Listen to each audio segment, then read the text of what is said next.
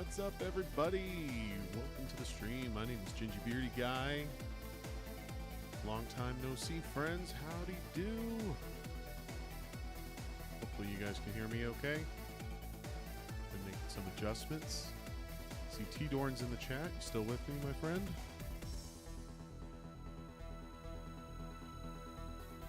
Let's have a look. I know it's been some time since I streamed last, so not expecting crazy numbers here. It's all good. Hope you guys are having yourselves a good Canada Day evening. It's currently July 1st. We are 20 minutes from midnight. So, better late than never, I suppose, hey? Yeah. This music's like jamming, but I think we need to mellow out a little bit here.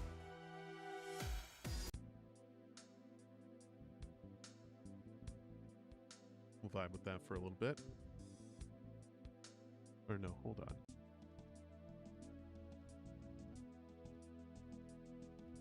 Not really feeling it, to be honest.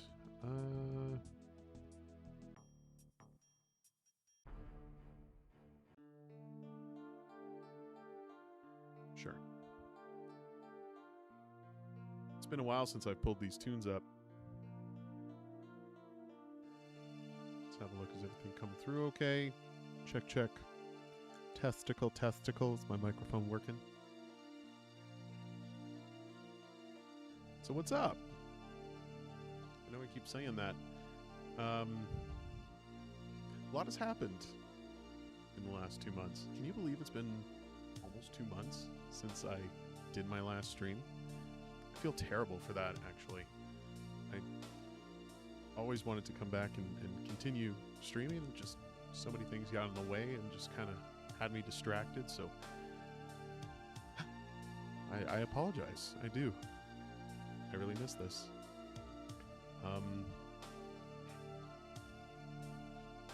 I don't know. It's not really a way to sugarcoat things, so I guess we'll kind of just get into it. So, big life updates going on here. I'll start with like the first bit of major news just to get it out of the way, because I don't know if I'd be able to touch on it later. T-Dorn, how you doing? Thanks for being here. I'm gonna crack my drink here. So why have I been gone for so long? A number of things. I'm doing good. I'm doing much better, and that might not make sense right now, but you know, I'll explain sort of what's been going on. But things are good. I'm keeping positive. Life is great. I have no complaints over here. In fact, people are setting off fireworks right now because we are nearing midnight on Canada Day over here.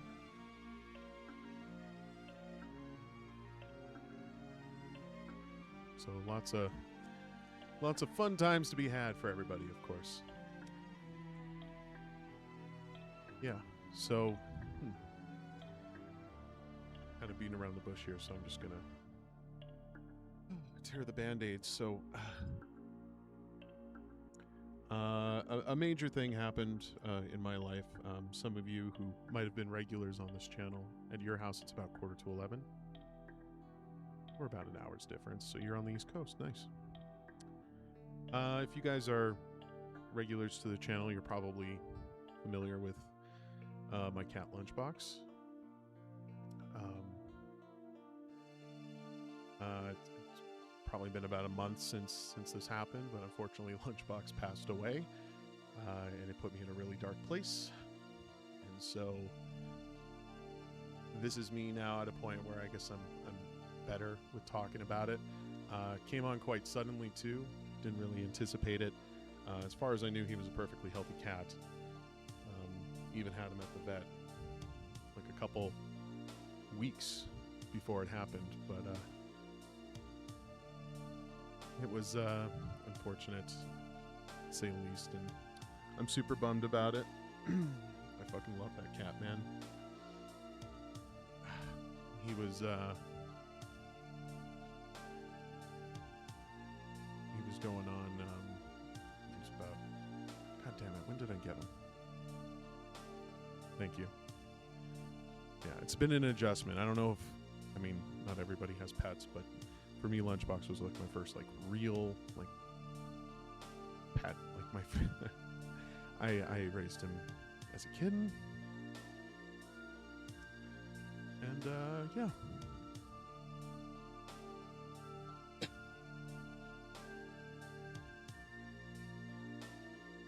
Sorry, he meant a lot to me, so I miss him dear. But yeah, as you can imagine, I haven't really been in the best of spirits to be streaming with that sort of development in my life. Like I said, it's been about a month since it happened, so I've had plenty of time to sort of cope with it, and I've been slowly moving his things out of the house, and it's been a real bummer, but you know, life goes on. One thing I want to do is, because I've been trying to put together like videos and pictures of him, it's been really difficult to do that just because of all the memories and stuff. But I've been trying to put together some sort of a digital album for like relatives and friends to like check out. Of course, he came around on camera a few times when I streamed. Trying to find that footage. There's a lot to sift through, so I haven't been able to do that. But you know, I'm kind of hoping to do that at some point. We'll see if I actually get to it. Not that I'm lazy about it. It's just been there's a lot of things going on that have been getting in the way. And damn it, I can't. Couldn't have picked the worst time to have that happen. So. That was the first major thing. That happened about a month ago. I know I've said it a lot, but just to sort of give you guys an idea on the timeline. So, like, my last set of streams were during the Ludum Dare event, which would have happened the end of April, if I'm not mistaken. Ludum Dare 59, whichever that was. Lots of great streams with that. And then after that happened, things really started to pull me in the other direction. I've maybe talked a few times. I've kept it under wraps for a while, but I may have mentioned something about working on a game with a couple of guys from, well, TinyBot. If you guys have seen any of the games that we have made for previous jams, you might be familiar with it. That's sort of our studio name. And we ended up securing a sponsored booth for a local convention here in Edmonton. And so that just happened about a week ago at this point. And sort of leading up to that event, we wanted to make sure that the demo for the game was in its most presentable form. So that stole a lot of my time, of course.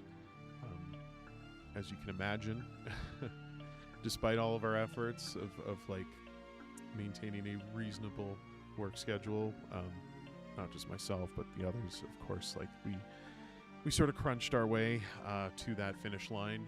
And that was just mostly because we just couldn't stop, right? But we went for it, and it was a great event. Couldn't have asked for anything more. Everybody was quite gracious, lots of talented people. It was kind of crazy having us in the middle of like all of these other developers, accomplished people, some accomplished people, others like sort of on the same path as us, like just a few months in development, just really trying to show a build off and get sort of some feedback and reception from people. And that was really cool to sort of network and connect with those people. It was really awesome. And that was like a whole weekend event. So we were there on the Thursday. I was there on the Thursday. I was there for all 4 days. So part of the event, they had like a big industry gathering, I guess you could say, an industry event. They had a bunch of people, publishers and whatnot, that sort of came around, checked out our games. Lots of cool people to talk to. So I'm kind of exploring now this whole world of just game marketing and trying to build a product that could potentially, sell. Because that's what we're doing here. We're developing a commercial product. And so all of the hoops you got to jump through to sort of make that possible has been very demanding of my time. And I don't know, it just never really felt like just sort of the headspace I was in. I was way distracted with other things. There was no way I could get online and just kind of, provide you guys the the energy and time that I feel you deserve with it. And nobody wants to hear about my nonsense, but I of course felt I had to explain myself being this long since I last streamed. So sorry, went on a bit of a tangent there. The industry event was cool. I went in representing the company. In fact, I am the one who owns TinyBot. That was the thing we had to work out with the guys. I have their support, but mostly it's me going solo at this, just sort of chipping away at the very, very, very thick crust of the industry as a whole, trying to get a door open for any sort of thing. And we were successful in the sense that the reception was really strong. People seemed to really appreciate the game. I really appreciated the feedback they provided. Seems like we're onto something, which is great. And I know that's like keeping things vague and pretty light on details, but we are now more confident than ever to continue working on this game. So we're very excited to have something that everybody will enjoy. Next step is to do a trailer and stuff, and hopefully in the next couple of months' time we'll have more information to share for you guys with that. But yeah, with my cat passing away, literally weeks before I had to go attend this huge just weekend event, to be at peak energy and positivity and all that kind of stuff has been exhausting. It's been very rewarding, mind you, but it's been incredibly exhausting. So I've been going through a lot of shit lately, but just to sort of fill you guys in on the game situation, if you wanted to support us, we do have social media. You can find us under TinyBot Games on all major platforms. We also have a website, tinybotgames.ca, which really doesn't have a lot going for it right now. There's some screenshots there for the game. It's Totem, by the way. We built it for a jam last year for GMTK, and now this year we're trying to show off a much more fleshed out experience. There's no demo currently, but you can play the jam version on our itch, and there's links to that you can find through our website and all that kind of stuff. But yeah, now things have settled down. We're starting to relax a little bit. I'm adjusting to a cat-free life, which has been interesting because I haven't understood that for nearly 14 years. And that whole situation just absolutely destroyed me. Like I said, he was at the vet 2 weeks prior. Do I want to hear a joke? Sure. He was at the vet 2 weeks prior. They said everything was okay, and then just one night we came home. It was late. It was like a Sunday evening. Fiance and I just went out for a nice dinner. It was such a great night. We came home to just kind of hang out on the couch for a little bit, and then all of a sudden, the cat started to make weird noises, which was crazy. What is a pretzel's favorite dance? The twist?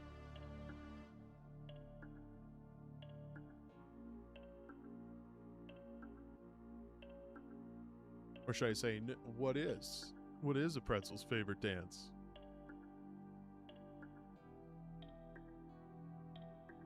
Oh. I guess I ruined the joke.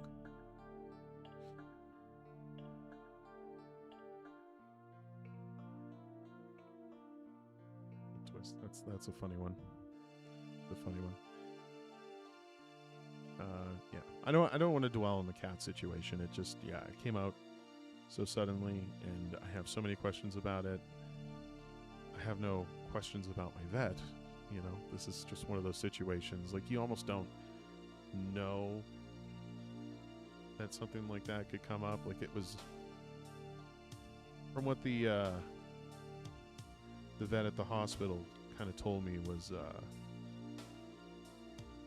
you know, most cases have symptoms leading up to it, but there is still a small percentage where it just goes unnoticed until it finally happens. And when it's happening, quality of life tanks. Like, if he survived, I should say what it was. It was I don't know the exact term. It was a blood clot. Sort of happened in the artery that connects to the hind legs or something like that. It's a very common condition, I guess. And from the moment he started showing discomfort to the moment I got him to the vet hospital, it was probably about 20 minutes he was gone. So there was nothing we could have done with it, which is just the worst thing, you know. You do the routine checkups, you do, you know, the healthy food diets, and it doesn't really seem like it. Not that it didn't matter. I know I gave him a good life, but yeah. I was kind of hoping I had him for a little longer. But, yeah. That took me out for a couple of weeks' time, for sure. And, then, yeah, mustering up the energy and just putting on the face for the con. Honestly, that wasn't too hard. I wasn't even thinking about him when I was there. I had the team with me to sort of give me support for that. We had a great time. We're remote only. I've known these guys through school, but like, we live in different parts of the country. So to have them come out and support the game and just being there to like talk with people, I know for them it was really rewarding. In a way, they sort of told me it, like, because we only kind of treated, we only have been treating the game like it's a portfolio piece, so to speak. Media is just sort of something we do in our off time, and you know, we're putting our heart and souls into it, and we're really trying to give it that, like, you know, that passion to do something, because you know, work is so tough to find in this industry that we love, with a medium that we love so much. They were like, you know, it was really just a portfolio piece, but then once we got to the con, once they saw the booth, like, we had artwork and everything for it. There was a huge banner, and you guys can find that on our, I think that's on our social media. If it's not, I'm going to have to post something about it. You know, the way that they sort of said it to me was, it kind of legitimized everything for them. So, I was really proud to hear that. Again, we're very proud of the game that we are making, and we're really happy with the feedback we got from people. Lots of cool types of people came through, and players of all different shapes and sizes and different styles. Of course, I want to hear stuff funny. You don't have to ask. You can just keep typing funny things, T-Dorn. You're more than welcome to. Is the chat showing on screen? It is. Okay. I feel like I should move you up. Anyways. What was I saying? That's the gist of it. We've been trying to gear into our next milestone. And, you know, just trying not to... Because we crunched it so hard leading up to it that we have sort of taken a week just to sort of... cool down and just relax a bit, you know. I haven't been able to play a lot of games lately, so I've been doing a lot of that. One time I was having a bad day and I fostered kittens, and all of them came over and one kind of pooped on me. That happens. Kittens are rascals for that. Actually, from my experience, most cats know where the litter box is, but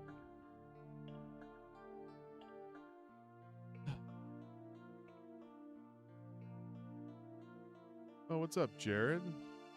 Thank you. Yeah, I think it was great success.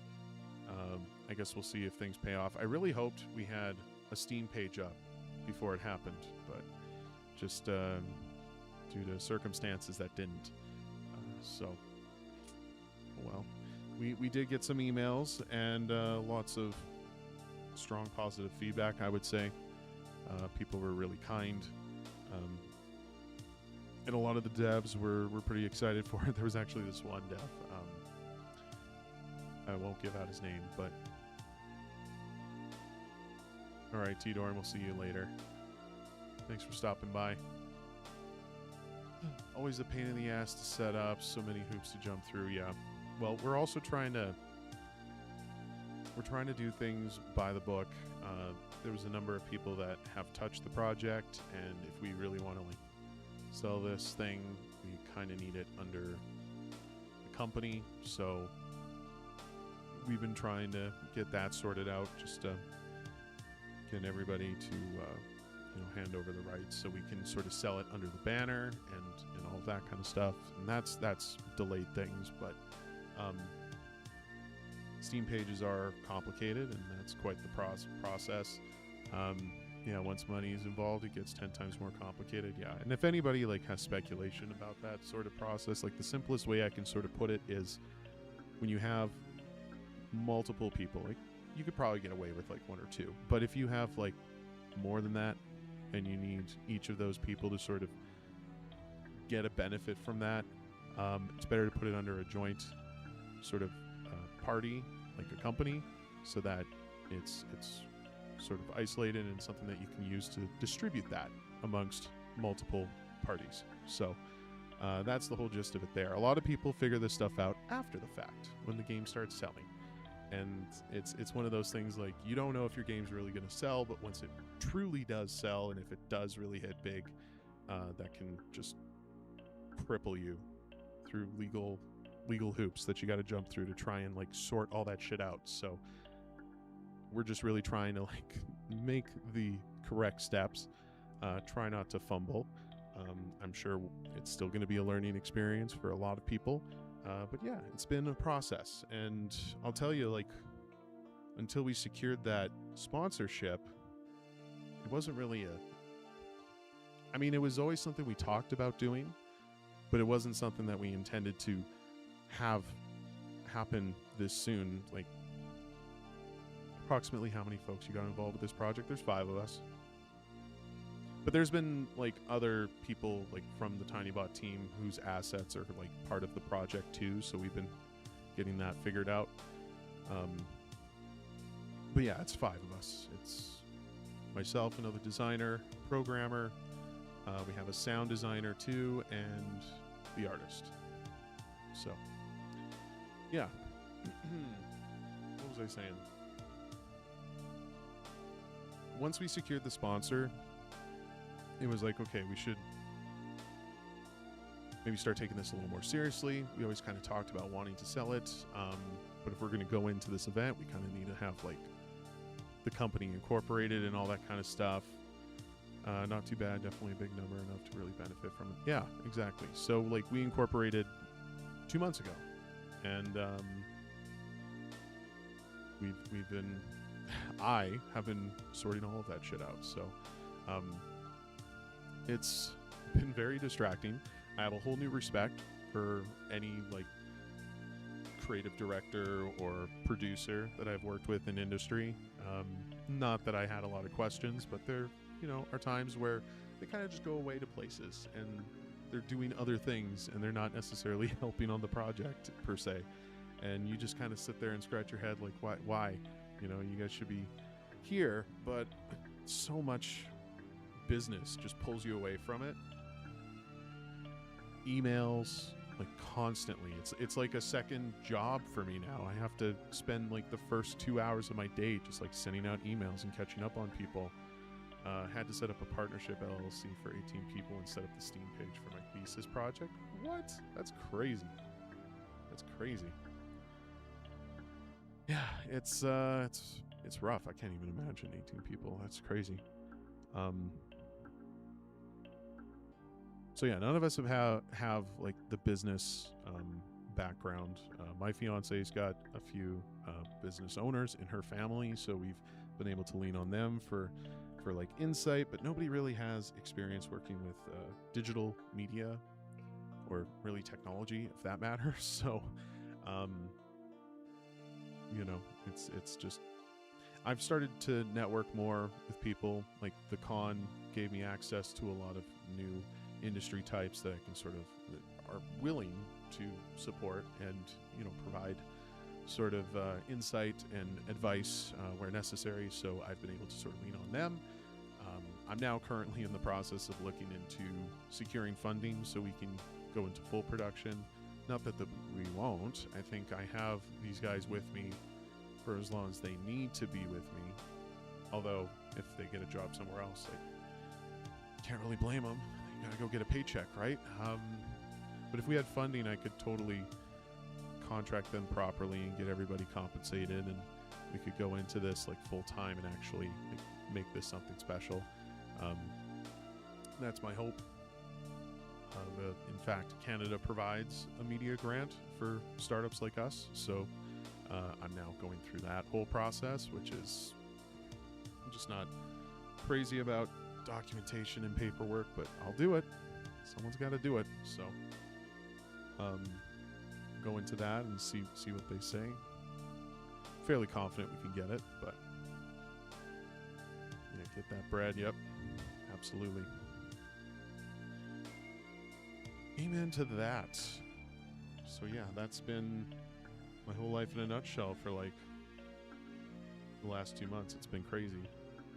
I don't even feel like I've had time to like sit and process. This is like the longest I've sat here talking about this stuff, other than with people who have been involved. But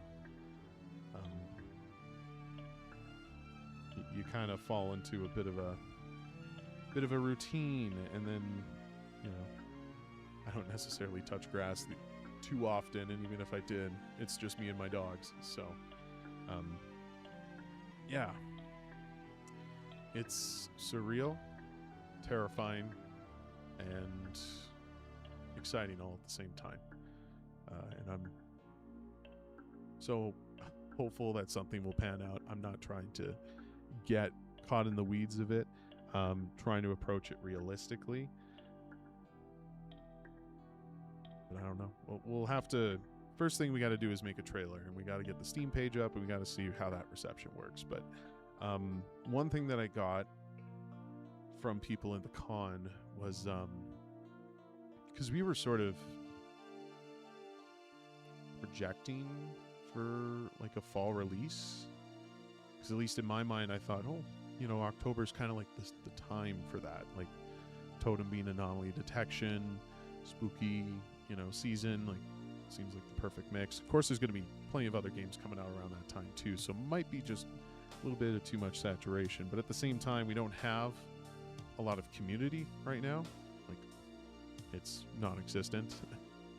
And by all accounts, any sort of marketing head that was there strongly advised against releasing that soon, mostly because we didn't have the social media footprint that we probably should to go into release, to give us that momentum to sort of send ourselves into some kind of direction. Like, it could just die on arrival otherwise. So we're going to give it a couple more months time. We're now aiming for Q1 of 2027, which gives us a few extra months to add that polish. Go to Discord. We'll get there. I feel like a Discord's necessary, but we need like some kind of social media manager. We need someone else to take that on, because I can't dedicate the time to police that kind of thing. You know, we're awfully niche, so maybe it won't draw any sort of like negative, like malicious types. But bots are crazy right now on Discord. I'm part of a number of channels that just seem to get pegged quite often. So other than the Discord thing, it's just handling all of everything else, just the Twitter, the Blue Sky, the Instagram, you have to do TikTok. Like, social media is a whole second job. So I kind of need a community manager to take that on and help us out. It's hard to find people who are willing to do it without payment, and I want to pay them. I want to make sure they're getting compensated. I'm getting PTSD. Social media management and business stuff was 90% of my responsibilities back in my grad school days. I mean, I don't know how long ago that was for you, Jared. I feel like we're in the same age group. I don't know if it's even... I feel like it's worse now than ever. Because you're sort of required to do, like, the whole platter. You need all the sites I mentioned 3-ish years ago? Oh, okay. So I guess TikTok and all that stuff was around there. But, like, there's two different groups. You got, like, the social media posts that you have to put out, linking to all of your trailers or whatever you're doing, like pictures and shit. And then there's the shorts now. Like, you need to be doing shorts, and you need to show that kind of stuff. More than just a trailer, maybe a shorter version of the trailer, but something that can still market the game. And just, I don't know, feels like you need a 3-pronged attack to sort of hit this at all angles. And even that, without some kind of firm to back you up to help boost those posts, like, just getting that organically is so... I've struggled with it my whole life. I'm just not the kind of person to finesse social media in that way. And, I mean, we absolutely could make use of somebody like that for sure. But yeah, a Discord probably should happen. In fact, I have one that I've sort of prototyped. I'm not sure if we started up yet. Mostly because the Steam page is not up, and I feel we kind of need that. And I don't want the Steam page up until I have a trailer. So hopefully within the next month it's going to change. But yeah, we're not trying to rush into anything. Definitely want to prepare some material before we just kind of throw it up. So yeah. So yeah. By the way, I'm sorry I've been missing your streams. I don't really have an excuse. I've just been in my own world, in my head. First it was my cat, then it was the con, and now I've just been sort of relaxing. I've been playing an awful lot of Forza Motorsport 6. I've been having a great time with that. Also, Mina the Hollower has been a good time. Still doing couch stuff, so like I haven't been completely offline, but couch is sort of, well, couch kind of filled that void for me, I guess you could say. But yeah, I guess I have collection finds to share. I need to get my phone set up, so give me a second on that. By the way, new camera angle and stuff, all good. Ain't no reason to feel obligated. It's not so much of feeling an obligation, it's just I like to support. And even when I'm not necessarily participating, I try to get in there to at least give you a view count. I don't know. You guys have a cool vibe over there, so...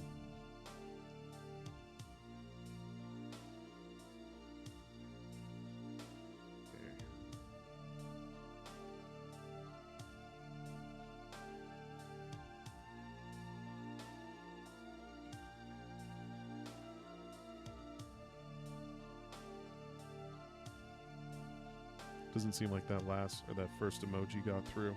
That's fine. Heart, though. I think I get your drift. Let's see. How's this looking? Oof. Currently in movie season again. Yeah, that was part of what I was so sad about missing.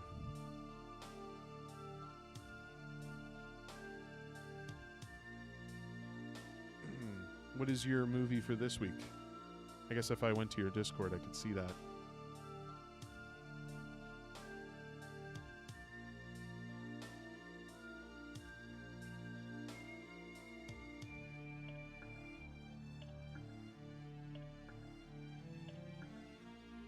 Suddenly with Frank Sinatra.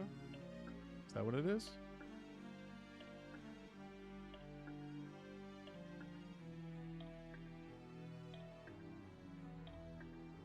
You guys, The Road to El Dorado? Oh, that's a classic. Public domain. Would that mean you can stream it?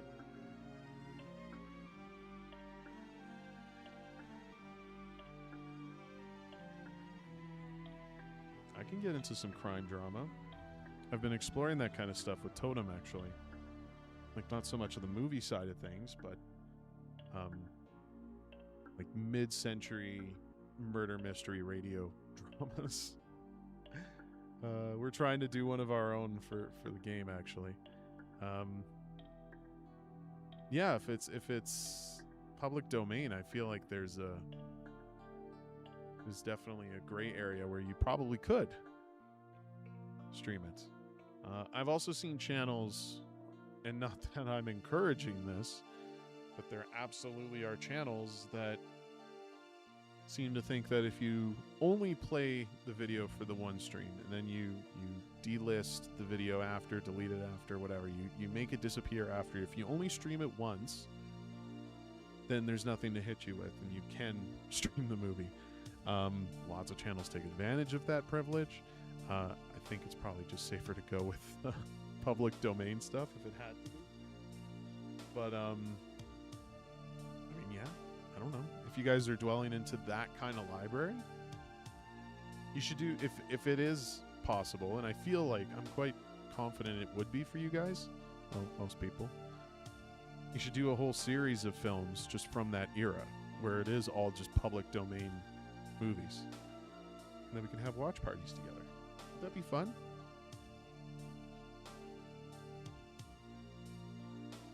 Okay. I'm going to change up the tunes a little bit. Let's see if the gods are playing in our favor. I'm going to hit next, and it's going to randomize one. Oh, we went back to Pilot Wings after all. That's fine. Pilot Wings is good. Okay. Oh, it seems like it's really close. Hold on.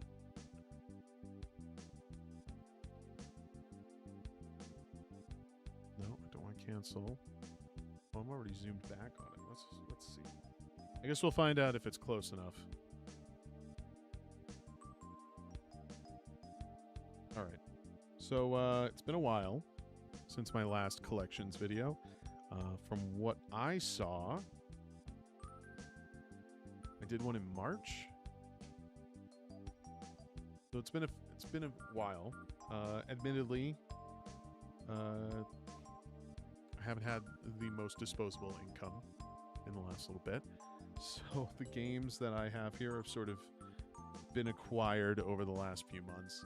I want to make sure I have a pretty sizable pile before I do this sort of stuff. So there's, let me see, 2, 4, 6, 8, 10.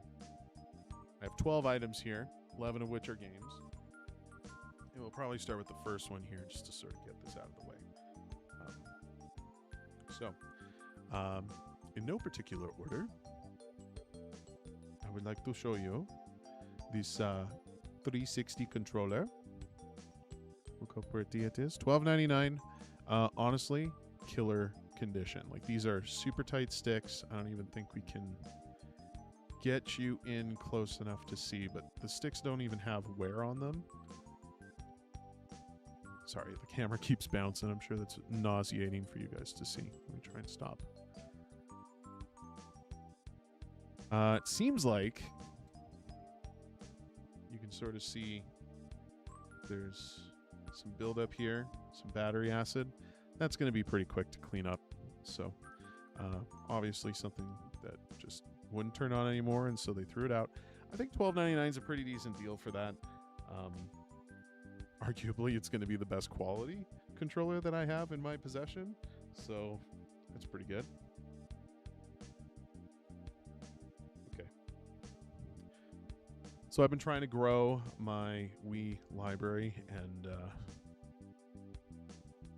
I get around to the thrift shops, but like I said, this has been throughout the last couple of months. I don't like make it a routine to go in the morning when they open or on specific days of the week. I just kind of show up when I show up, and so I kind of just take what I can. And I don't have a lot of like restrictions for that. Like there's not, I'll generally consider most games. I think sports games are about the only ones that I tend to avoid just because they're so generic. But I do understand that there's going to be a few titles in this selection today that you're probably going to be like, why? Why did he want that? Why did he want that? Really just because it's either because I never saw it before or it just seemed like a fun addition to my collection. There's nothing wrong with fluffing the collection a little bit, you know? So without further ado, Exerbeat?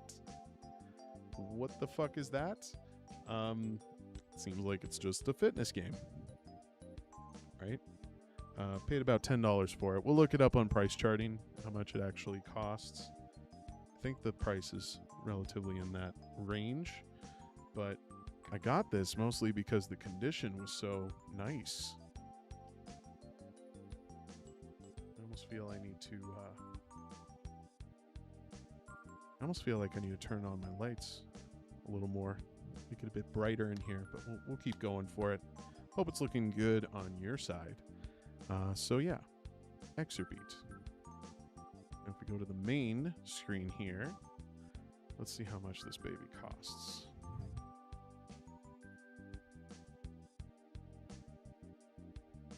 Yeah, that's how it's spelt. Completed box 1107. Saved a whole dollar. Look at me. Look at me. Oh shit. I bumped the thing. Stonks. Yeah, I know. It's crazy, hey? Holy shit. And it was a Namco title. Like, Namco makes some pretty fun stuff. So, I don't know. It just seemed like it was worth saving. You know? I also have nails, so I'm going to try and peel this sticker. We're going to sit here and just stare into each other's eyes. Okay, the sticker's not actually cooperating.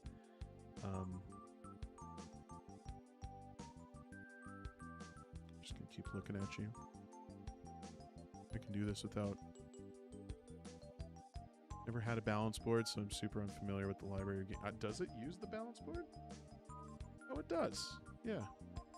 You know what's funny is I don't have one either. Frankly, I don't have anywhere to store it, mostly. Although I'm not sure if you can really notice, but I'm not much of a fitness buff. Anyways, balance boards are a dime a dozen. You go to any thrift store, and they're everywhere. They'll have stacks of it. Would he super interested in trying Super Monkey Ball game that used it? That's supposed to be a B. Would be super interested. Yeah, if there's a Super Monkey Ball for it, that sounds really cool. Sounds super, super cool. Here you go, stickers off. Beautiful. Beautiful.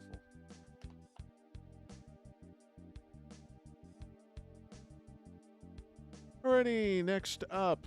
Got this because it was cheap. And again, quality, I think, prevails here. It's hard to find Wii games that aren't in, like, shit condition when you go to places like Value Village and stuff, or Goodwill. I don't know if Value Village is in America, actually. I call it Value Village.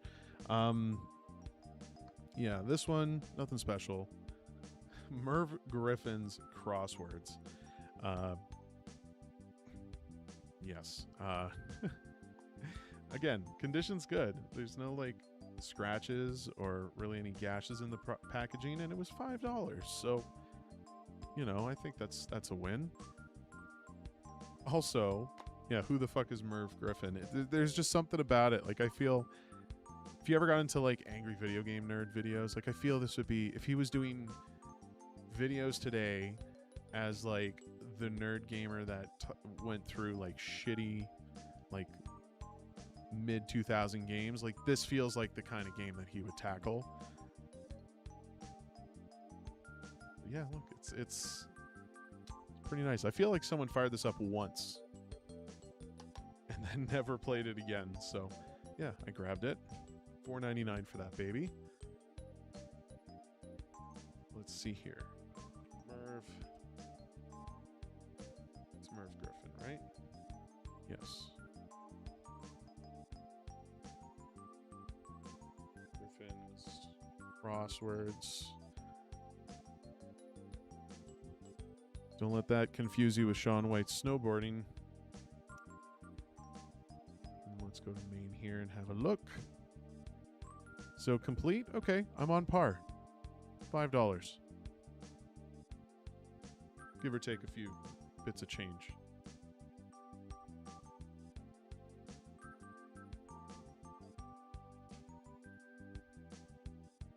This one's already hanging off, so this will be nice and easy.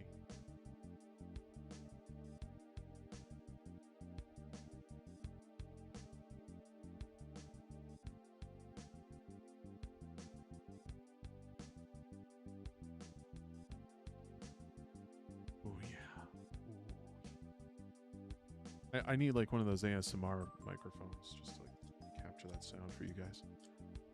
Seems like a slam dunk to put on the DS or something. Yeah, you know, the Wii version was the only version that came up. So I guess it never made it to DS.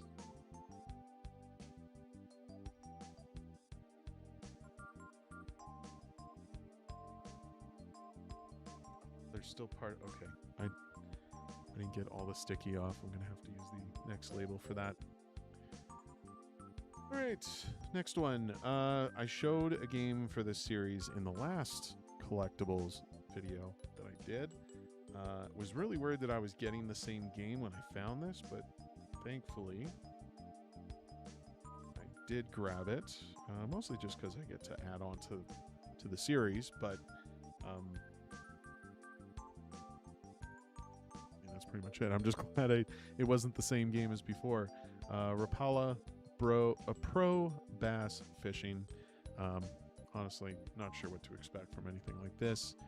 Might be worth firing up sometime, but I'm not going to hold my breath. I already had just some other games from the series. All on Wii too, believe it or not. Fishing game mentioned. Yeah, exactly. Exactly. And quality's good. Like, it's decent. The book's good. The CD's good. Case could be better, but it's very, very minor points of damage. So let's have a look.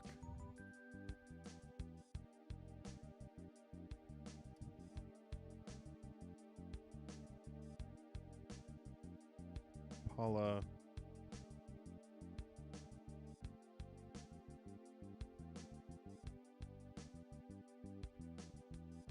Pro Bass Fishing. There's no date on this thing. That looks like the cover right there. Okay, I paid under. That's good. $4.99 is what I paid, and the complete is about $8.37. Nice. Nice. I'm taking the label off. You guys want to watch?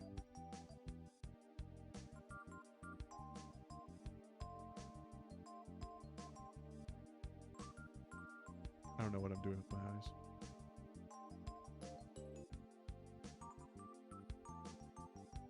Just kind of stroke it this way, stroke it that way. Just keep going back and forth, back and forth. There we go. I'm telling you, something changed in the last 2 years because I haven't had these stickers come off as nice as nice as they used to in the past. I was laughing at your message there, Jared. Here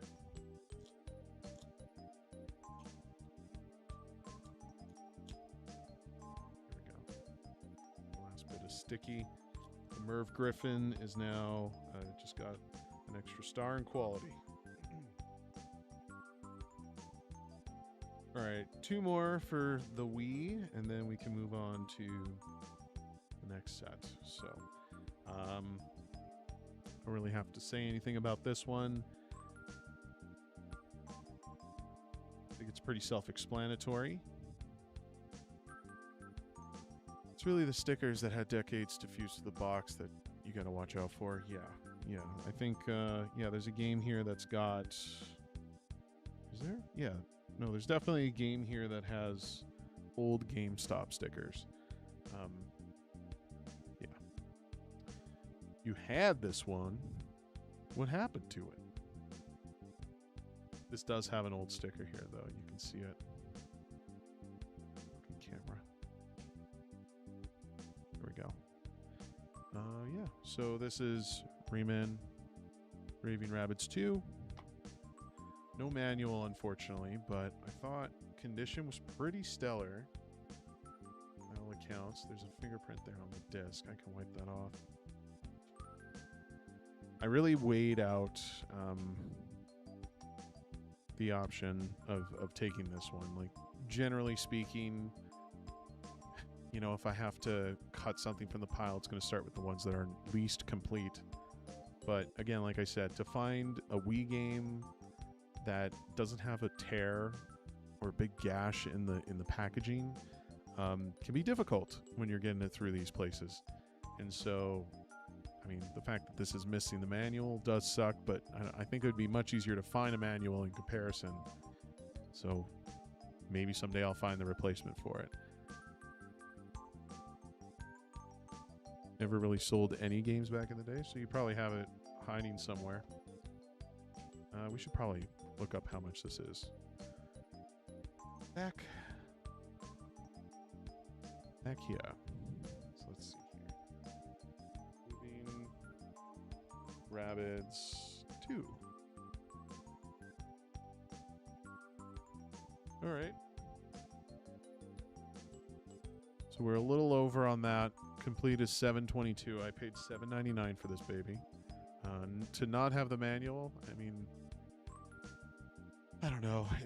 The amount is so minuscule that it doesn't really matter. Like, I'm fine with the price. I think $7.99 is a pretty decent price.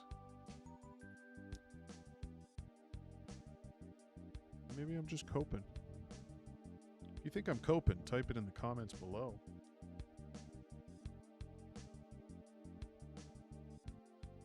This other sticker, I'm gonna have to take something to it.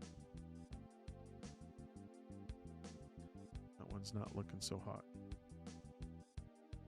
I'll put that one to the side.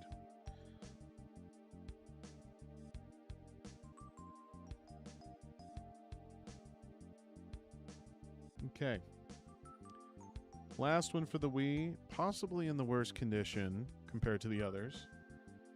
But I simply could not pass up grabbing this thing. Need for Speed Nitro, which was only made for the Wii. It is entirely unique to the platform. Who'd have thought? Kind of forgot this game existed. But if I'm not mistaken, it tries to be like Excite Truck. If you guys remember that game. And look, it has 4-player split screen and blah, blah, blah. Isn't it great to have physical media so that I can go back and play these things later? Isn't that amazing? Unbelievable. And you know what? I could play Excite Truck tonight if I wanted to, Jared. I could even play this thing. Sony should take a page out of that. But yeah, it's complete. Quality of the case is subpar, really. But I'm not complaining too much. You can see there's marks here. This is like, I mean, the plastic's filthy, but there's definitely stains on the label, which I'm not too thrilled about, but I'm gonna take it. I already took it, but yeah.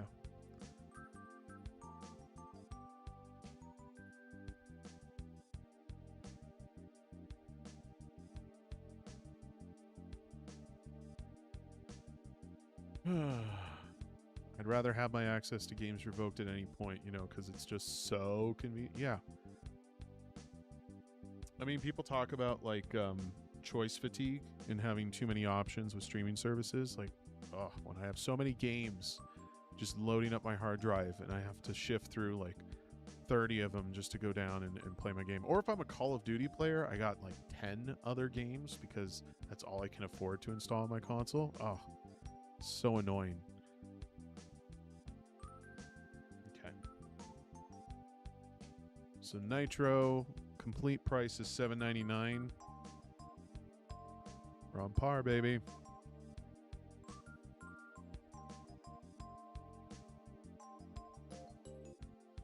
Seems like it's been hovering around this price for a while. Totally cool with that. Let's see if the sticker can come off. Thank God I didn't trim my nails today.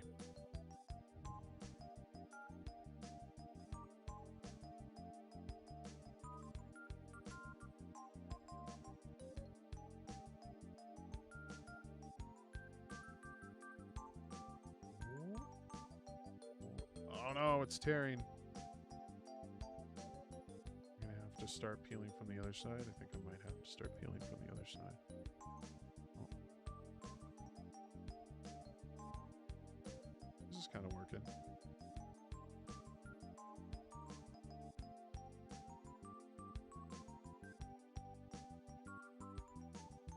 Excellent.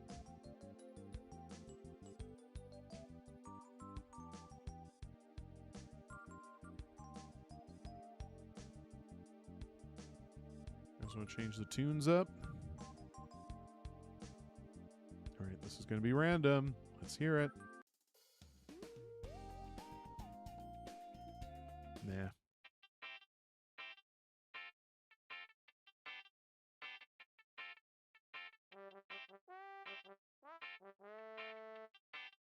Yeah, we'll go with this.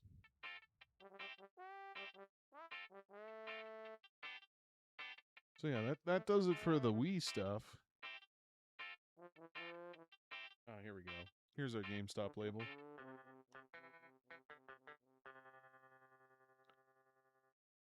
All right, I am now moving on to Xbox 360.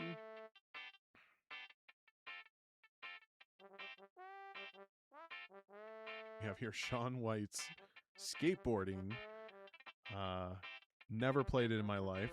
I was a huge Tony Hawk kid growing up. Tried Skate, couldn't really get into that. Didn't even bat an eye to this game, and obviously no one else did either. Look at that! Look at that price there, $10 at GameStop. Paid $4.99 for this baby. So let's see. Oh, hold on. We didn't open it yet. This one has the manual. Actually has both manuals.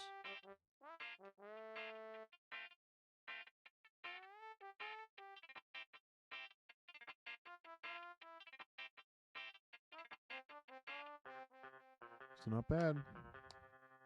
Can't really complain. So let's see, $4.99 for Shaun White skateboarding. You guys want to try and guess how much it's going to cost? SHAUN? It's so awkward. I'm going to have to figure out a better way to do this for later.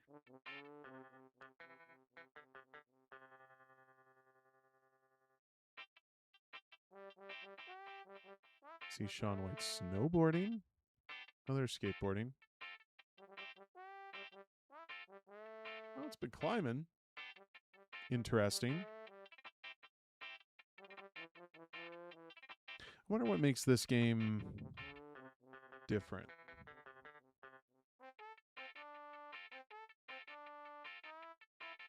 Change the streets into half pipes, morph buildings into ramps, and extend... Oh. You guys can't really read it, can you?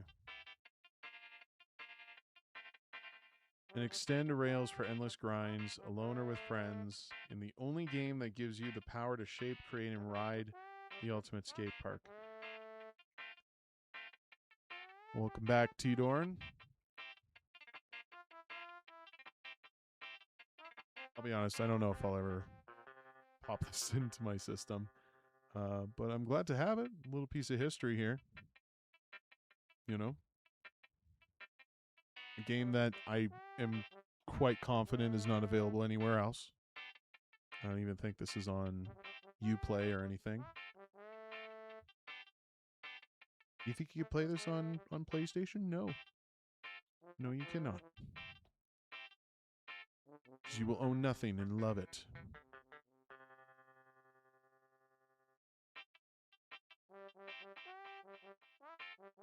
Sticker's actually being extra stubborn today. Oh, there we go. We got it. Got it.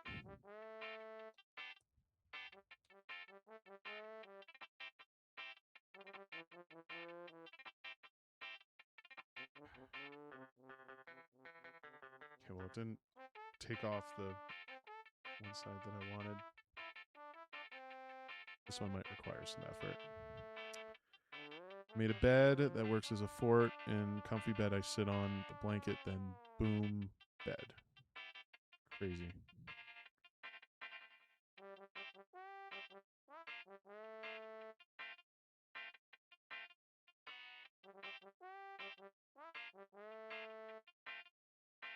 Oh, it's pulling the rest of it off. Oh my god. Guys, holy shit. So clean. Oh no, there's definitely some residue. I don't think I'm going to be able to just peel that. Let's see. You know, that's definitely got like a residue. I'll have to deal with that. Holy shit, look at that. That's the best when you get all of it. Okay. Next one coming up. It's a questionable purchase. I'll tell you that much. I mean, you guys have seen my videos, maybe. I have a pretty sizable 360 collection. Frankly, it feels like I'm the only one that cares about Xbox these days. But not so much of the modern Xbox. I'm talking about like back at their peak. 360 arguably was their best. But I'm a huge OG fan. I really try to put faith in Microsoft, and right now they're just doing all kinds of things that I just don't have really any comments on. It's actually scary what's happening in this industry, and it's not just them. So, anyways, that all aside, my collection has a lot of different types of games. This one is definitely one of the more obscure titles that I could have in my library. Because you look at a grown man and you're like, why the fuck do you have this game? I have it because it's a Kinect game. I don't think I have to explain to you about Kinect. Everybody understands Kinect. A lot of people did not want Kinect, and there was a whole wave of Kinect games that are just going to be lost and forgotten. Just Dance especially. And it's just fun to pick them up. Because you can always find like just something weird, something like why the fuck did they do that? This doesn't necessarily invoke that kind of feeling, but it's still a Kinect game, and it's still in remarkably good condition. It's got the manual. Disc, I'm pretty sure, is like kids never picked it up more than once. Or it just stayed in the console and they never took it out. But I will never play this game. This just gets to go on my shelf with the rest of my Kinect titles. So, yeah, can't really complain, honestly. $7.99 feels kind of high. But again, talking about like just quality and stuff,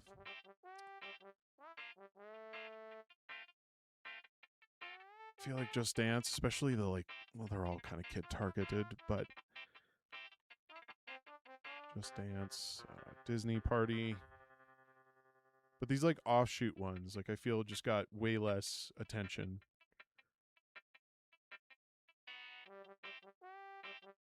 Oh, complete is $9.99. We paid under average.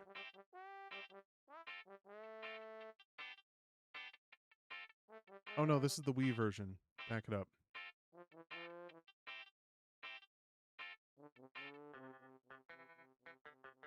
Okay, cool. We still paid under.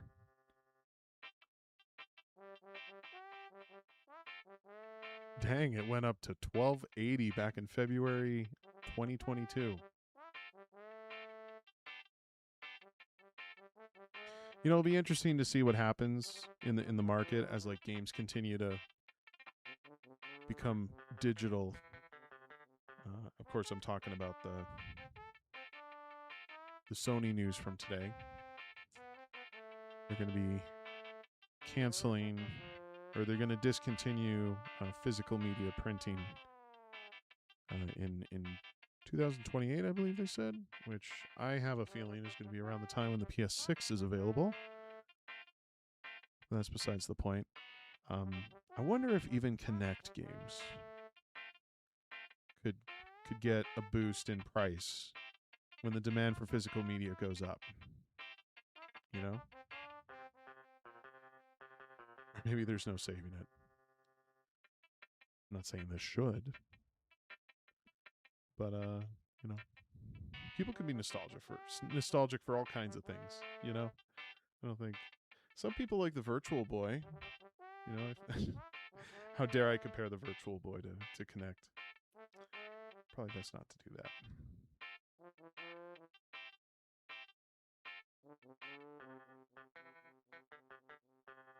We didn't quite get it all. Shit.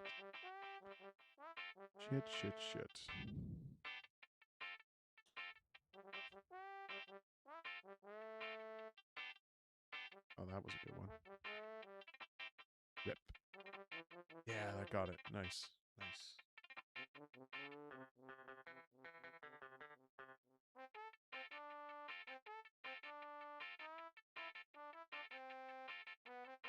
All right, so hopefully this next game will sort of redeem me. Do I have any plans for the 4th? No, because I live in Canada. I am not American. So, no. I will be working. All right, so really hoping that this will redeem me. I eyed this right away. Not even like crazy into Final Fantasy, if I'm being perfectly honest with you. They have like so many games. So many games. This one is sealed. And there's, yeah, it's whatever.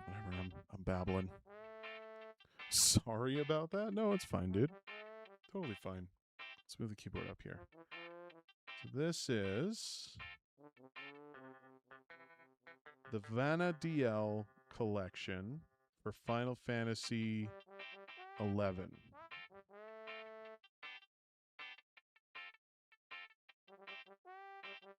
I have this light that just seems to get in the way. Let me see if I can... There's a lot of like extra plastic on this thing. Let me see. I'm going to try and shine a light. Oh my god, that's so much light.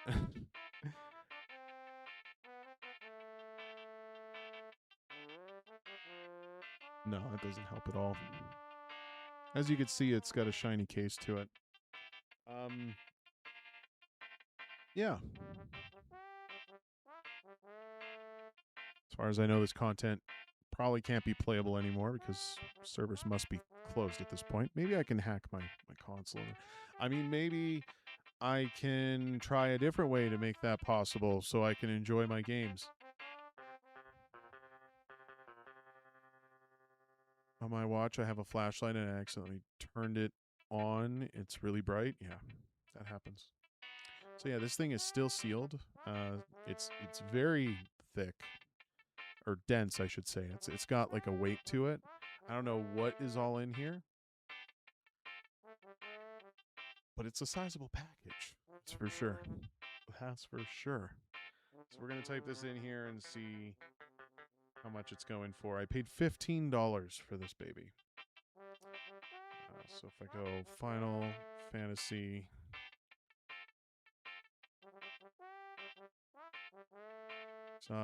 Online, what comes up?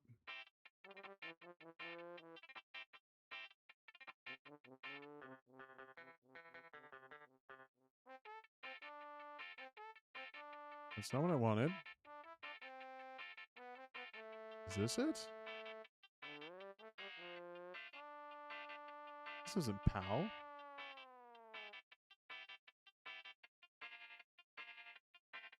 Where is it? Hold on.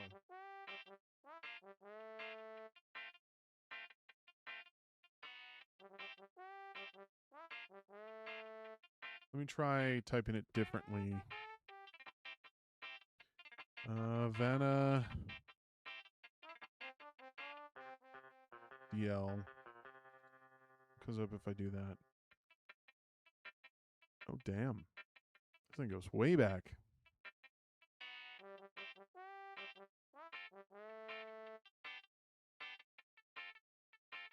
This one here.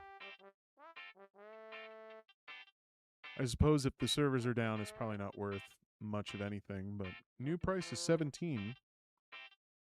And I paid 15 for it, so I guess that's a win. Wasn't really expecting much from it. It just kind of seemed like when you see a sealed game, at least when I see a sealed game, it's hard to justify not to grab it. Of course, if the price is ridiculous. But I'm not sitting here with this website open being like, oh. I'm still happy to see that I paid under. So that's pretty good. Anyways, yeah. More content that I won't be able to enjoy. Keeping positive vibes here. Positive vibes. Okay. We're going to break it up a little bit. We're going to move on to PS2. This is the only game I have for PS2 for today. I've been trying to grow my PlayStation libraries, mostly PS3. But every once in a while you come across a PS2 game at these stores and you kind of just have to scoop it up. So this isn't even like complete because it comes with a whole set of controllers that I don't have. But again, condition was pretty stellar for this one. This is Buzz, the Hollywood Quiz. Paid $4.99 for it. Again, no controllers. Buzzers are required, apparently. I don't even think you can play with the standard controller. I'm pretty sure you need the buzzer to make that work. But the disc is clean. Manual is pristine. It's like no one ever took it out. It's $4.99, which in my mind seems pretty damn good for a PS2 game. Let's have a look. Buzz. Wait, is it the Buzz? No, it's just Buzz. Hollywood Quiz.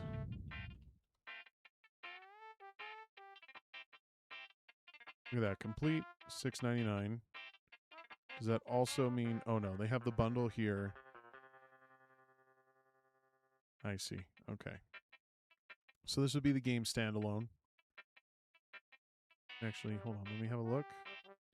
So if I had the buzzers, complete in box, 20 bucks. Jesus, excuse me.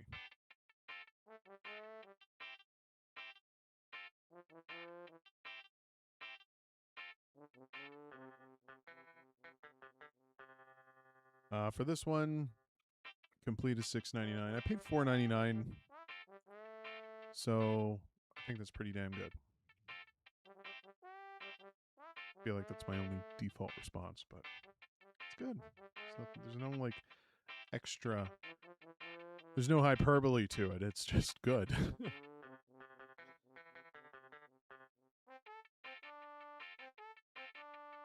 All right. Getting distracted with the label. Excuse me. Let's bring you back into my world.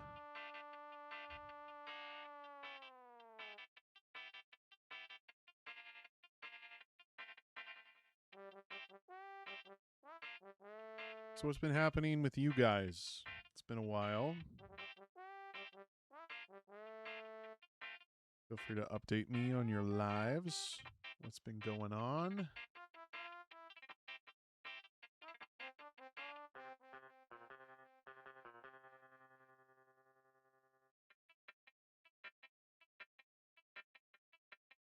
Oh yeah. That last little bit left a bit of a mark. I'll just clean it up for you.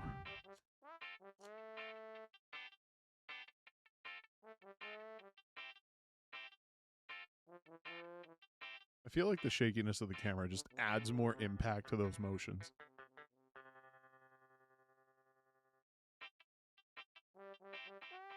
All right, for the last bit here, let's change the tune up again. No.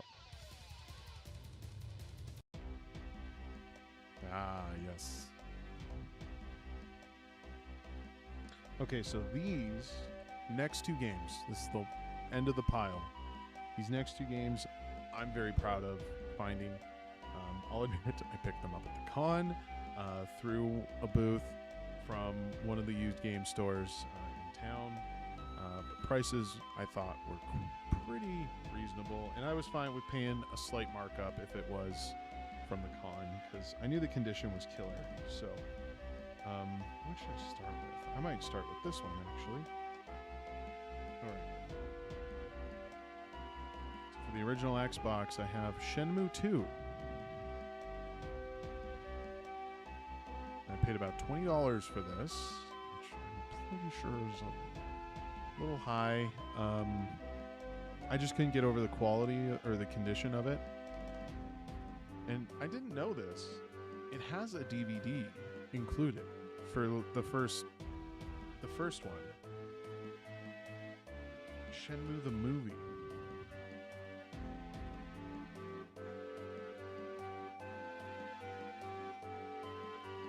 I wonder if I could get away with streaming something like this.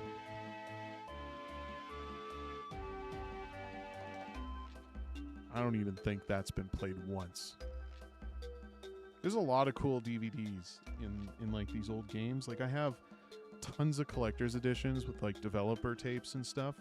I wonder if we could do like watch parties with those, because I loved those. Loved watching them as a kid. And it's like lost media at this point. Like you can't find that stuff anywhere. You know?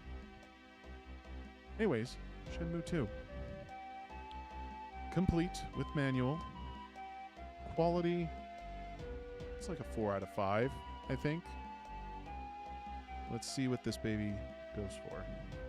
I'm almost scared to type it, to be honest with you. I feel like I already know the answer. I feel like this is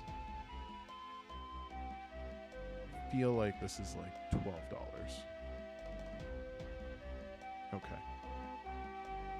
So this is that here, yes.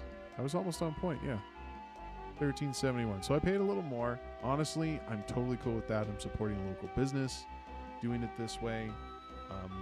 It's not like it's a Goodwill or anything that's just like getting the shit for free and then reselling the stuff. Like these guys, you know,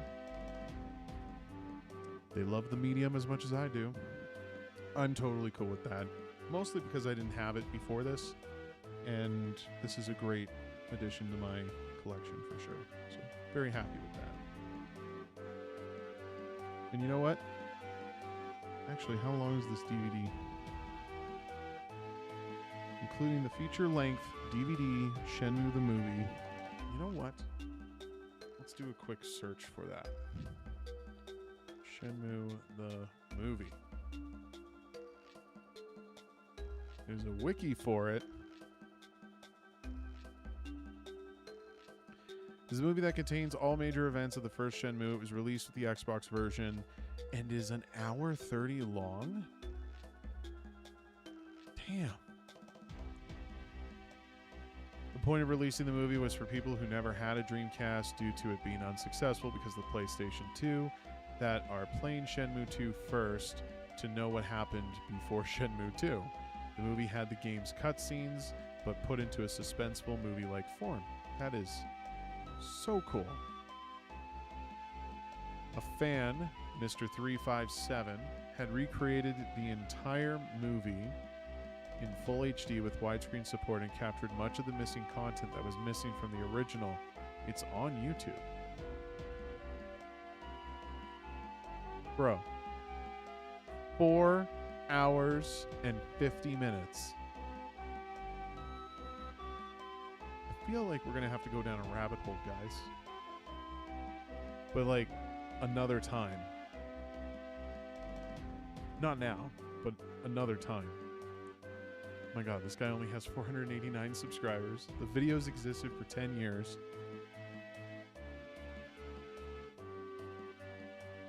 $77,000 views.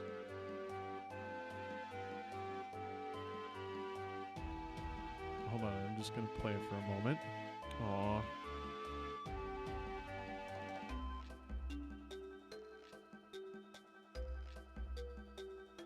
Dude, that quality's killer.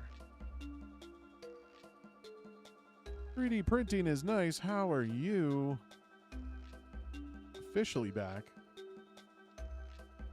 No, I'm officially back. Anyways, that's really cool. I don't know if you guys would ever have interest in watching Shenmue as a movie, but fuck, I'd do it. I'd do it. Well, you finished school today. Congratulations. Wait, today? Summer break, okay. You must be in like post-secondary or something. Because it's... Actually, I don't know. School usually ends around like mid-June, right?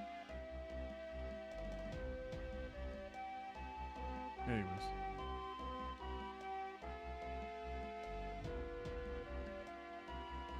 You're kind of just hitting the tail end of the collectibles.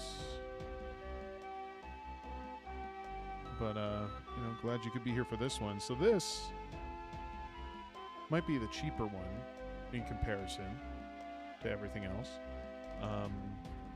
But I think this is a super cool addition to the collection. It is the Jade Empire Limited Edition. It's got a holographic cover, so apologies. It's very hard to put the lighting for it correctly. But this is a complete copy. I paid $14.99 for it. And quality is, again, stellar.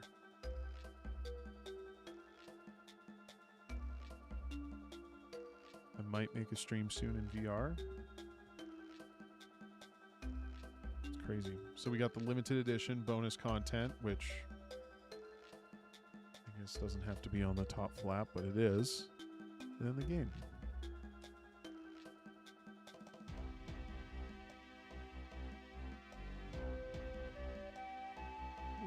Pardon me. Quality's good. Ooh, very nice, very nice.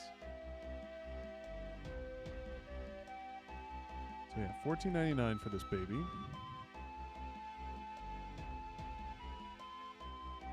So let's have a look.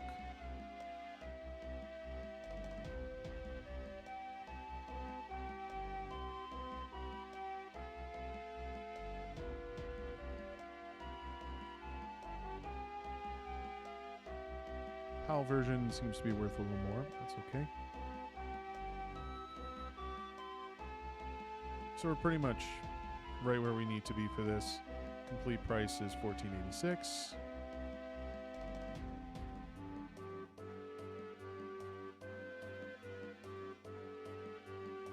Not too shabby.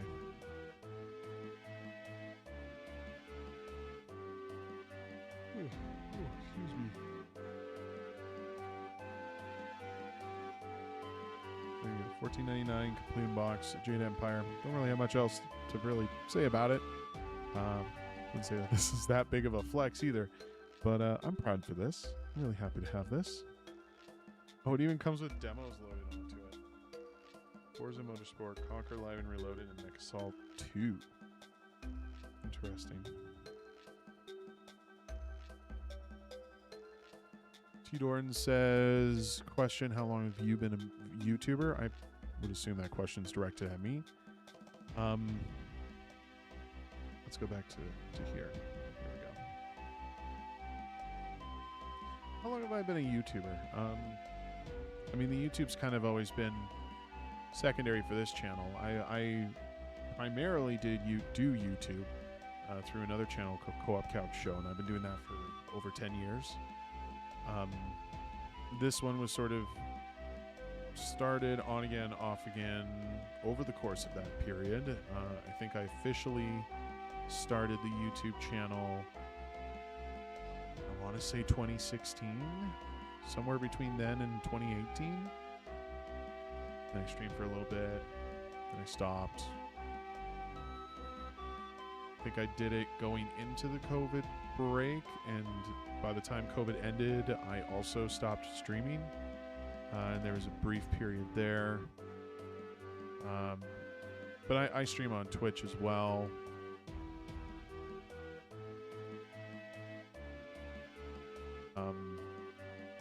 Primarily, I stream through Twitch, and then this just gets sent out to YouTube and stuff. YouTube is where all the backlog is for everything. But yeah, I've been doing it for a little while, more than I think I like to admit sometimes, because you see plenty of other more successful streamers out there that have been doing it for less that, and here I am just with my thumb up my ass, you know. But I mean, this is just something I do in my off time. I don't really invest a lot of money into this sort of thing, so it's just like a fun little pastime. 3D Printing says, I'm officially a teenager now. Oh, hey, I can see that Quest 3 and the Game Boy in the back. Nice. That's actually the Lego Game Boy. I don't possess that model of Game Boy. I do have a Game Boy Color, though. My original one when I was a kid, too. It's like the electric purple one.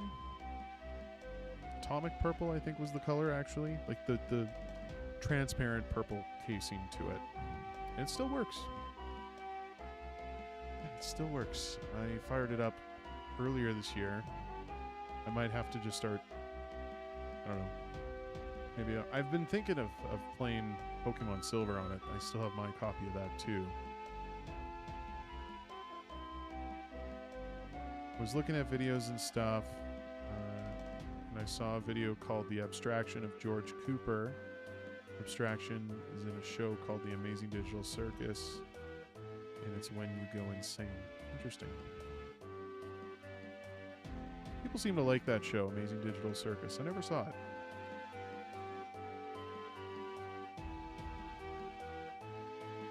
Never saw it. So what do we do now? Kind of gone through everything. All the games, collectibles. There's not really much else to be said about that. We could dive into some games or something. My brother gave me a Galaxy 3DS and a Legend of Zelda themed 3DS. They are preserved and they still work. Excellent. Hold on to those with gold, because you never know when they might die on you. I'm going to take my desk cam away, 'cause it's kind of in my way currently. You just hang tight while I take care of that, if you don't mind. Maybe we'll get into like Game Duel or something. I haven't played Game Duel in a while. One is golden. Well, yeah, the Zelda one, right?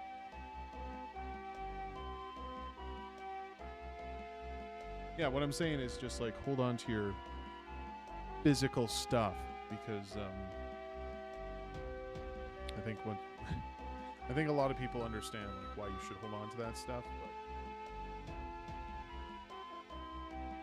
sometimes people just don't do that. And I think in a couple years' time, it's going to be more valuable, just because demand. Once everything's digital and stuff, if people don't, I feel like emulation's going to get to a point where it's pretty easy for people to just, you know, do what they need to do with it, especially with the Steam machine. Oh my god, I wish the Steam machine was cheaper, like everyone else in this world, obviously. It's a shame that it's not. I do think there's a few things that'll carry the Steam machine,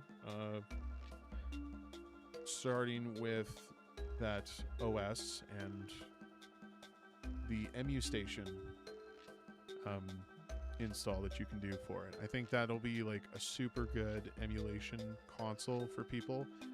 It's a little priced out of my range. I was really hoping to get one, but maybe it'll come down at some point. We'll see if that actually happens. My fear is that is just going to be the standard now for entry-level hardware. So I guess I'm just trying to mentally prepare myself for that. If it comes to that, though, who knows? Maybe I'll be able to afford one. As much as I would hate to do that, I would rather it be, you know, 1,000 was kind of my limit. But if it's not going to be a limit for anybody, I don't know. Might just have to bite your tongue and just suck it up and do it. But I think for emulation, it's going to be killer. There's also, with the next generation on the horizon, there's been lots of talk with like AI usage and stuff with those platforms. In fact, Sony, been in the news a lot today. Sony did patent some kind of technology with AI functionalities to be used in video games. So it'll be interesting to see what the next platforms really provide with that, whether they're AI enhanced or completely AI powered, is to be determined. But if Valve continues the route that they go, that they're going currently, where, I don't know, feels like Valve, out of all of the big tech competitors out there, I think Valve is the only one that's really been pro-consumer in the domain of AI. And I cannot imagine, at least, and I know I'm being naive in saying this because I feel it's inevitable, but AI doesn't seem to be a thing that Valve is even trying to entertain. They sort of recognize that it exists in industry and that there's a lot of content creators out there that utilize the technology, and, you know, they have the disclosure for it and stuff. But if you have the next Xbox or the next PlayStation that's going to be backed with AI infrastructure that, you know, I think we already know Copilot's probably going to be a part of it for the Xbox, and whatever Sony's trying to create, you know, people are going to have reasons to not buy, other than, you know, not having physical media. But I think the AI thing is going to be a really sensitive subject for a lot of people. And so I'd like to believe that the Steam machine does have legs in that regard, and it will survive this apocalypse that's happening with all of the RAM. 3D Printing says, I feel like I should visit Canada sometime since I want to try maple syrup and stay in the wild. We have civilization up here too. We're not complete Neanderthals. Valve is basically a lifeline for me since the PlayStation, Xbox new games right now are not too good. Yeah, I mean, something can be said about the libraries for sure. Steam has primarily been my go-to for quite some time. I adopted PC gaming back in the late 2010s, actually. No, the late 2000s, going into the 2010s. I think it was about 2008 or something. Whenever the Orange Box came out was when I first bought my first set of Steam games and stuff. So I've been at it for a while, and I'm not the kind of person to sit there and say oh, it sucks that they're getting rid of the physical media. It does suck that they're getting rid of the physical media, but I think what more people are upset about is just the world that we once knew. And I'm talking about people in my age group and older.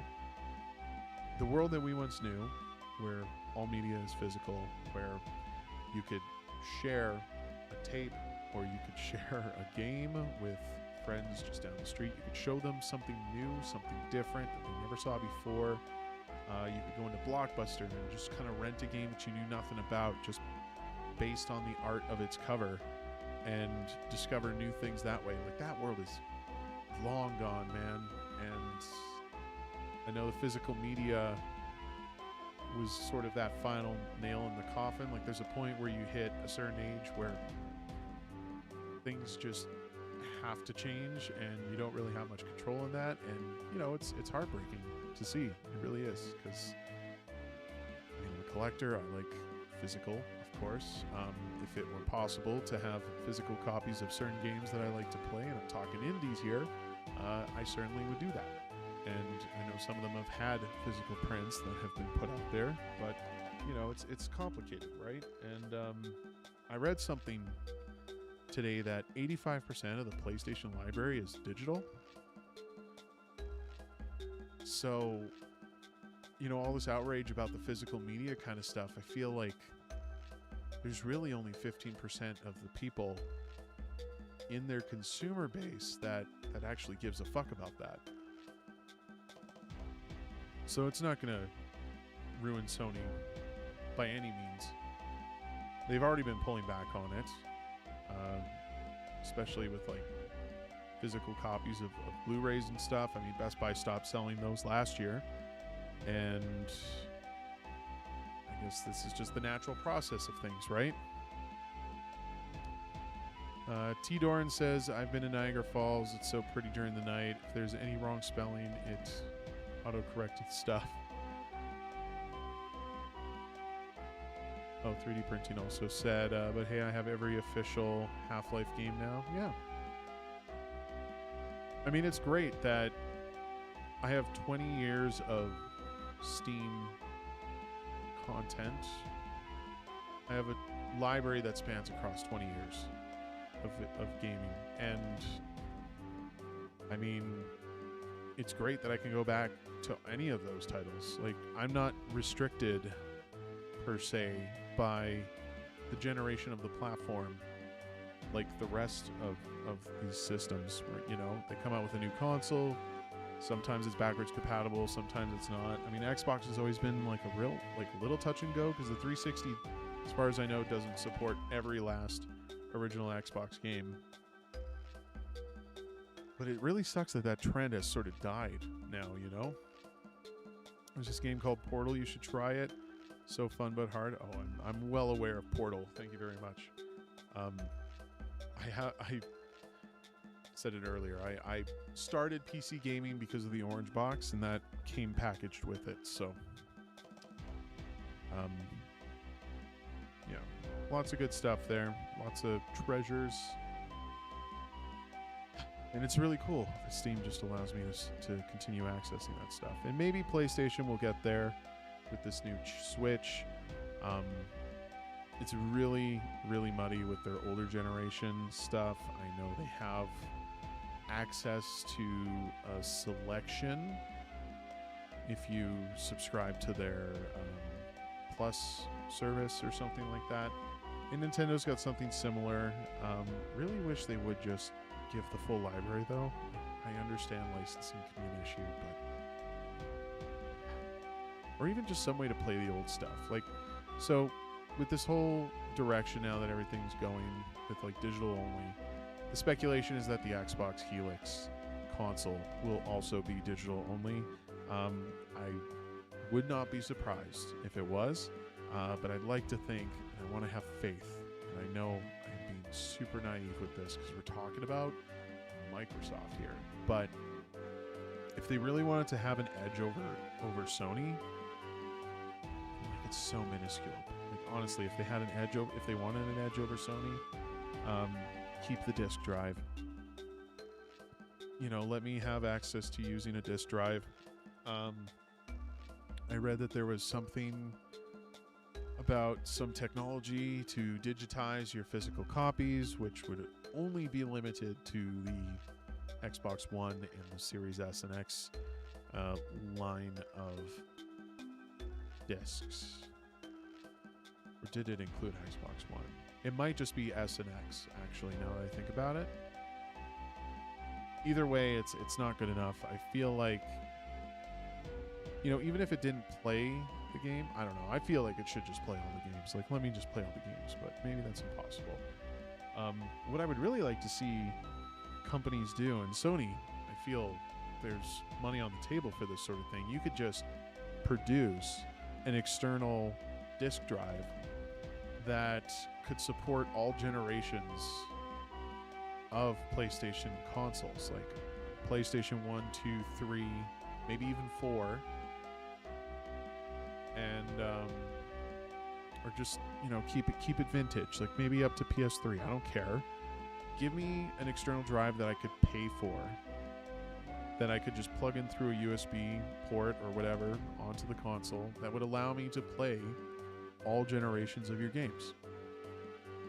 And I ask Xbox, do the same thing. Make it an accessory that I can purchase.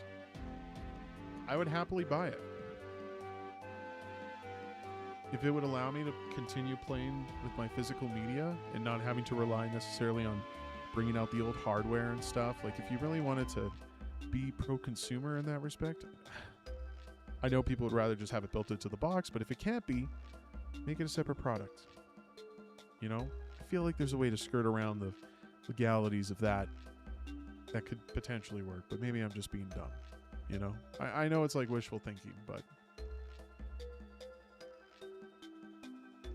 it just really sucks that nobody these days seems to give a shit about that stuff. So like going back to what I was saying, just about a world that I knew that doesn't exist anymore, it's like, it's almost like it's being erased from history, and it's the weirdest thing to just witness. It's the weirdest thing. And I know this is just sort of a sign of the times, you know, I'm reaching an age where 30 years ago this would have been normal, the kind of stuff I'm talking about, but like it's wild to just know of a thing that existed at one point in history that there are now generations that have zero comprehension for. And I didn't think I'd be hitting that point. So, I mean, this, to me, this feels so early in my life for this to be happening.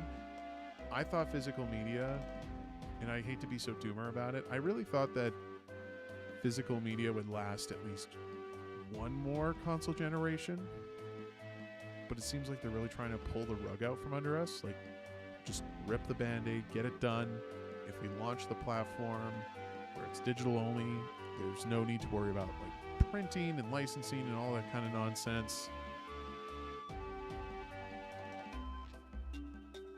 Like, there's just so many things about it that just make sense from a business standpoint. It's just really unfortunate to hear that, because there used to be a time where, you know, studios or console makers were just, I don't know, really felt like they kind of respected consumers. And now, I don't know, consumers don't respect them, and so they don't respect us back. Like, it's a weird kind of relationship that's happening right now, because I feel like they already recognize that they have something we want, so now they just sort of exploit that and take a lot of that away so that we just continue to pay for access to things. And there's like generations of people now that were completely raised on touchscreens and smart technology that just like throws ads in their faces. And so, I mean, when they say 85% of their entire consumer base is digital content, to me that just tells me that nobody's going to the stores, nobody's buying the games, they're all just buying it digitally. And, you know, there's definitely kids out there today that probably don't understand what a disc is, because they've only ever experienced video games through digital content, which is so wild to even try and wrap my head around. But I digress. Sorry about that tangent. It's you know, it's interesting to see where this industry's going. It terrifies me immensely because I'm trying to get into it with Totem and the TinyBot team, and the best thing I can hope for is that we can find our niche and that there's a community out there that can support us and, be able to carry it forward. I don't know how realistic it is for us to become a proper studio. We're not even trying for AAA.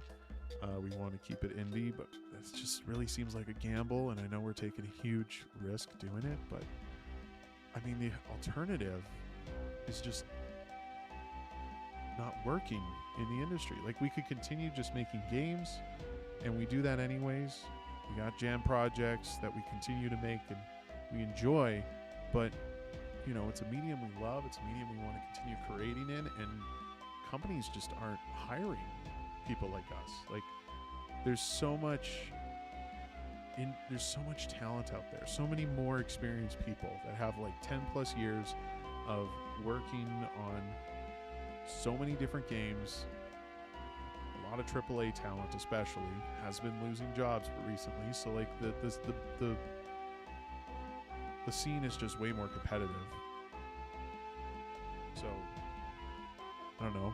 We're trying to give ourselves a chance. We're trying to, instead of sitting there and waiting, it seems like AI is really trying to butt its way in. I feel like they just want to pick up all of the industry veterans and replace juniors with AI. And so, I don't know. It's something I'm really trying not to get too caught up in. I'm trying to go in with a very positive attitude about it. Again, we're very proud of what Totem has become and what it's going to be, and the way that people responded to it at the con this past month has been so vindicating and fulfilling in a number of ways. So, the best I can say is hope for the best, fingers crossed. Hopefully things will work out. But this industry, man, it's ugly right now. My hope is that they don't eat us alive, but damn it if I don't try, Damn it if I don't try. I was talking about maybe doing some game duel. You guys want to do some game duel? I feel like we got to shift gears a little bit. I've just been sitting here, babble in my mouth.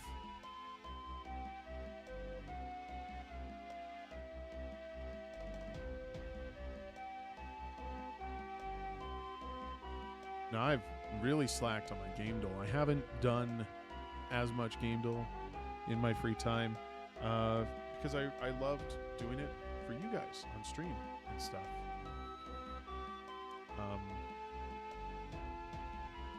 It's not your fault. I just, it was one of those things like, oh, I'll get to it for the stream. But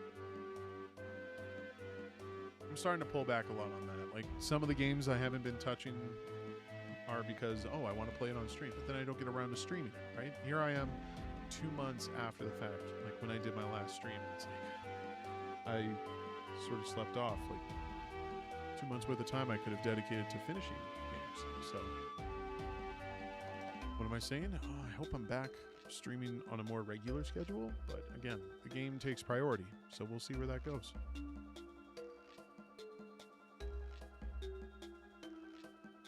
Is this not Yoshi's story?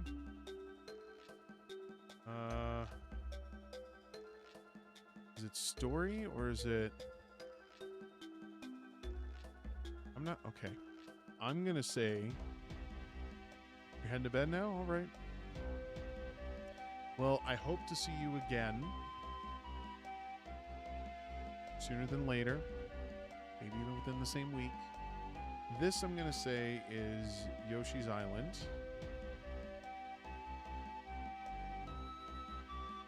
Boom.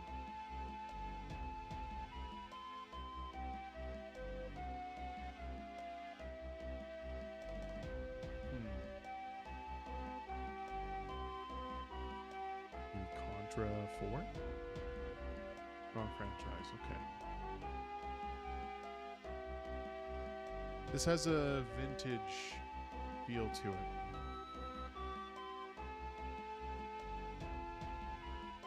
There's some bit of familiarness to it as well. Could it be... I don't know if it's Ninja Gaiden, but... Gaiden 2?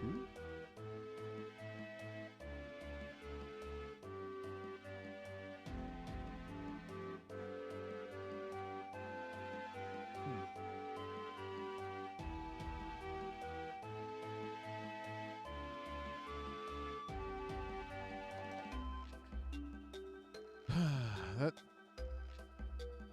I was gonna say it's not very Batman. It seems... Is that a creature? It seems like a creature. I don't know if Gargoyles... Quest? No.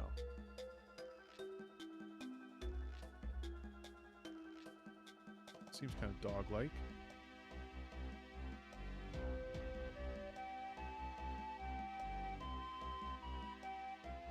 Could this be like,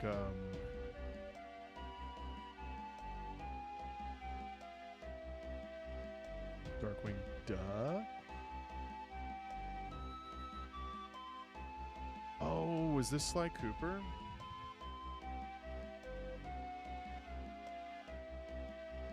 Of course it was the other one. Bone.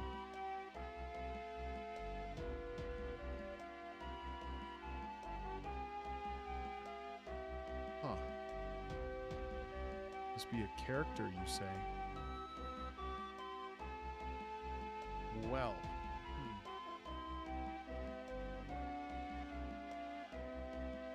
Hero from Dragon Quest? No. Is it a Dragon Ball character? I can't search by game. Could it be Krillin? No. I'm just going through the Dragon Ball knowledge. Very small amount of Dragon Ball knowledge I have. None of that seems to be coming up. 3 average guesses? Okay, sure. Whatever.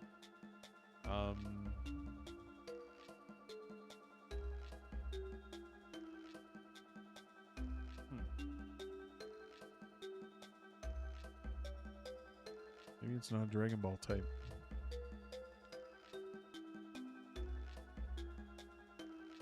I doubt it's Son Goku.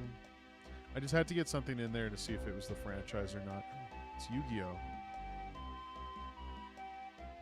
Yu-Gi? Oh my god.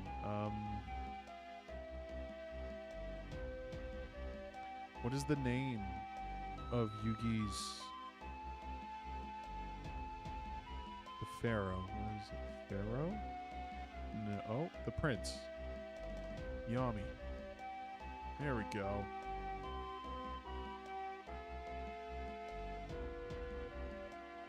More bandage. Wall jump. This sounds like Super Meat Boy.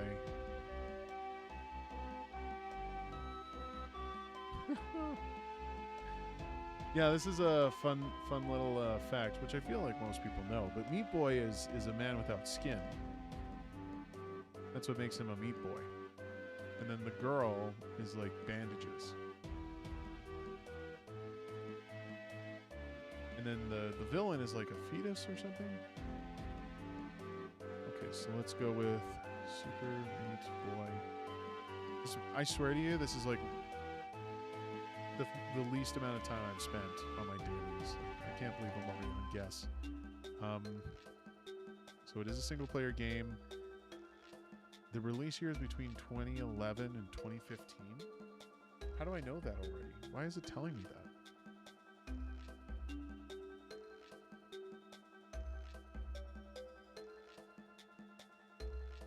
Sometime between 2011 and 2015. It's not a side view. Should we do Mass Effect 3? Okay, we hit the year.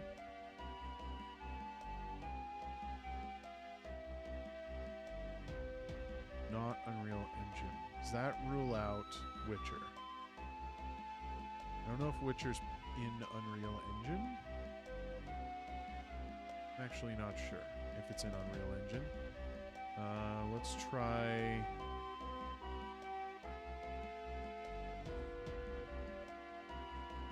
two.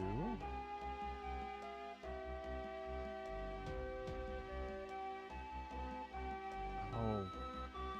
Perspective, right. Okay, well, we know it's not a third-person title.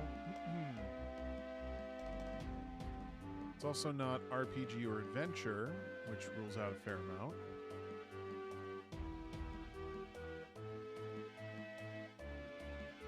Some kind of action title. Would be like a Wolfenstein? Wolfenstein... Or is it the New Colossus? I want to say New Order or New Colossus. When could the sequel to the modern Wolfenstein game have come out? Because I feel it was after 2012. So let's try New Order. It was 2014. Damn.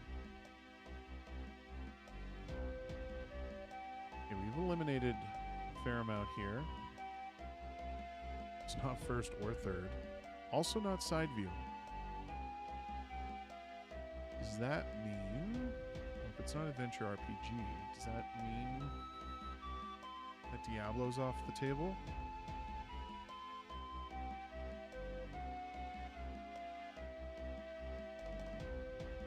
I don't know. What do you guys think?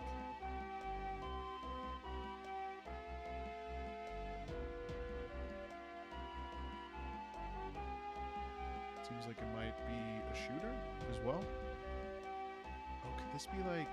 No, Helldivers came out later.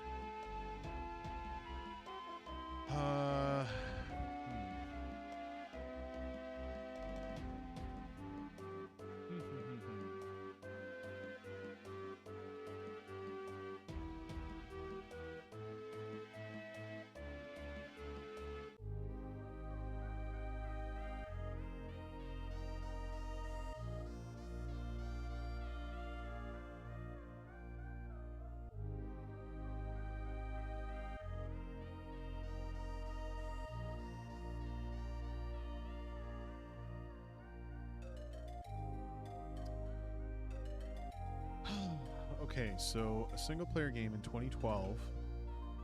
It's not first or third person.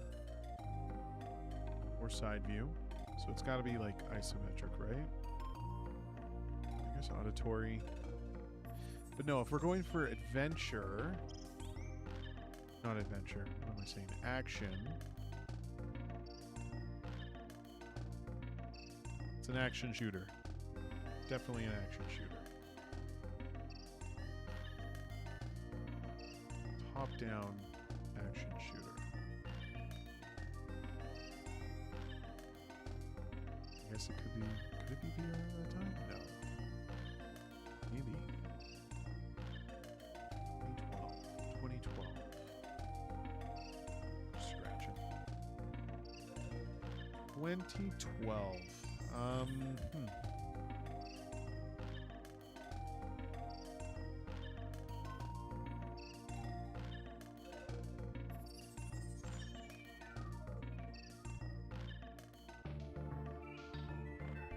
It's hard to tell if action is truly part of this,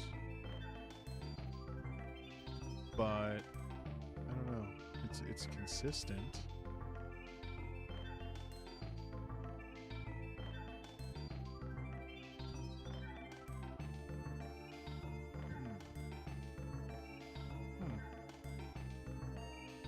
I suppose if it's not third person, that means I can't do Devil May Cry. Can't do a Resident Evil.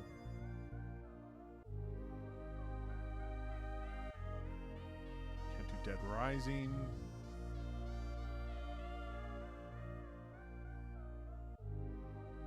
I have to think of a top-down. Some isometric shooter.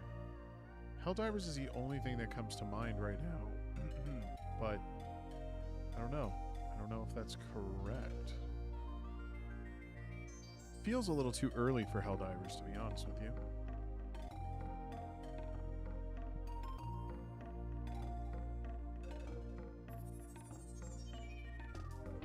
Well, the time I bought getting to this point, now I'm going to burn it away.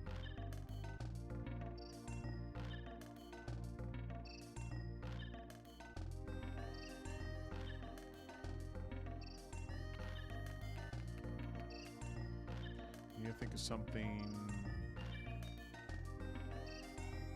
Could be Nintendo. I almost want to confirm it's Nintendo.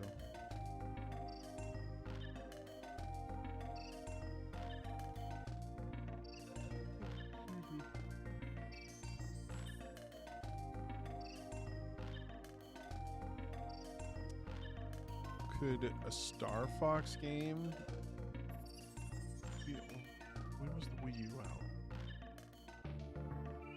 There's a Star Fox game. Star Fox Command. No, it's Star Fox Guard is what it is. Guard. Let's do that. Okay. Oh, that was a little late. Whoops. So it's more than just an isometric bird view. Okay. No, I see. It shows first person as well. So it is isometric.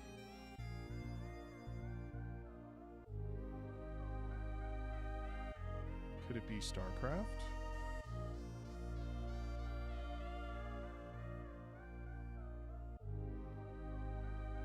Wings of Liberty, right? That's the base game?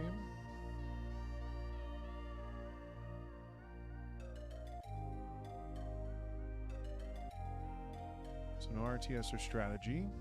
Definitely not on the Wii U. Does it rule out Nintendo? It does.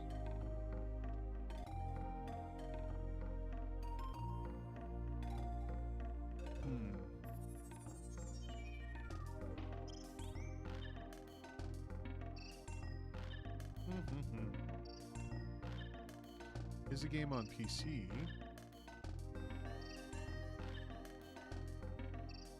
Isometric, but not a real-time strategy. That's interesting.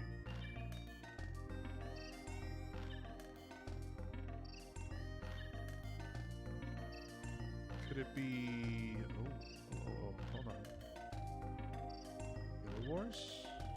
Like... Ooh, was it the first one? Might be. Ah, okay. Let's take a clue.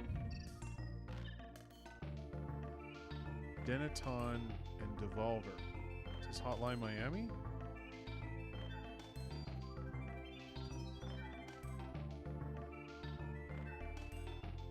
Nice. That was a big clue. Amazing game, by the way. If you haven't played Hotline Miami, amazing. I know there's been rumors of a third. And I really hope it's true. I really do. Would absolutely love to play. Almost made a game maker? Jesus. Things you learn.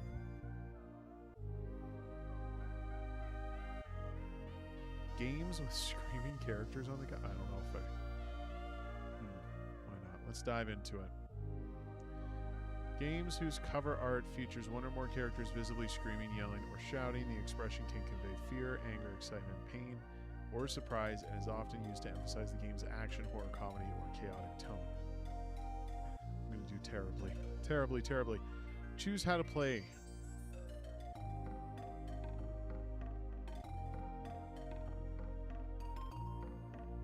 No replay option. Oh, that's interesting. We're going to do that.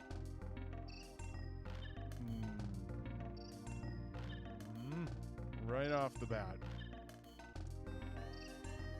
Right off the bat. Yep. Could this be a Dragon Quest? No Heroes 2. Oh, it's the right franchise. There's so many of them, though.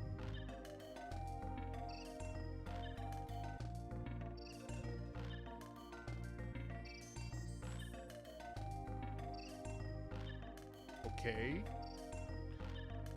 So, do I clue it? I only get one clue, right? Dragon Quest XI. I don't understand. So the saga... What? X... Just X? No, give me X. There's Dragon Quest X. You're not even giving me all of it? Okay, cool. Oh, that was game over.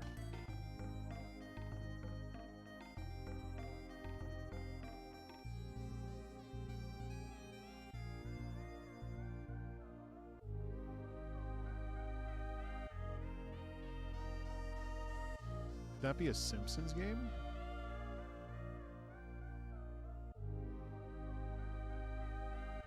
The art style kind of seems Simpsons. Let's see what comes up. Wrestling. Damn. Look at me. This is Call of Duty 3. No? Big Red 1? Oh, it's gotta be the first. Okay.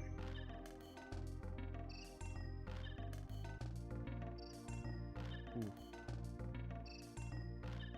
That's a rough one. I don't even know where to start. Maybe Dragon Ball? I don't know why. Maybe Xenoverse? Oh, Fighter Z is actually a good guess. There we go. Okay.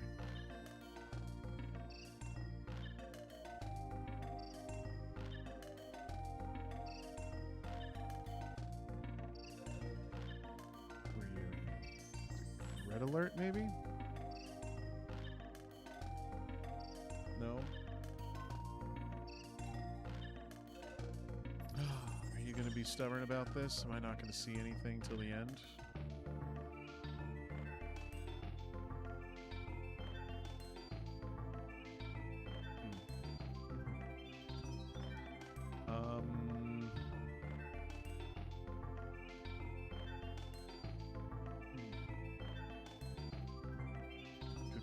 Pirates? Sid Meier's.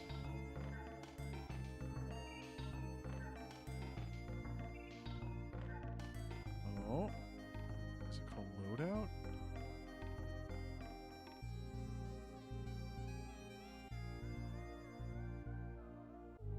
Alright, show me what you're all about. Turn the music off.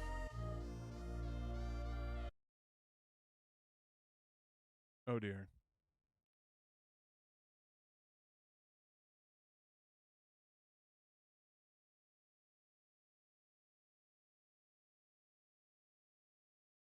Like Looney Tunes directed by...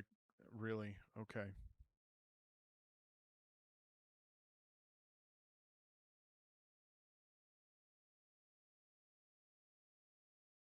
What the hell?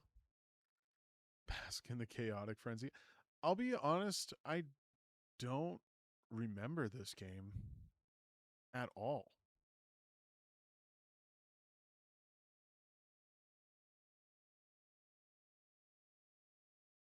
Weird.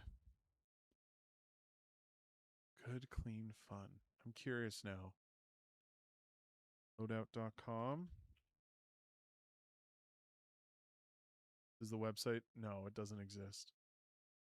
Okay, it doesn't exist.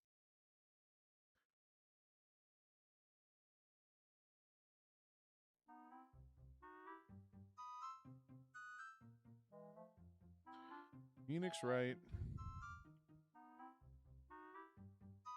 Ace Attorney.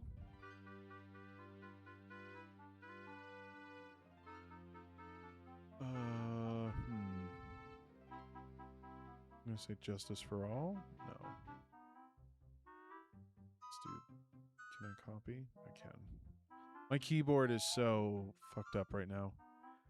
Maybe Trials and Tribulations? No. Oh my god, seriously?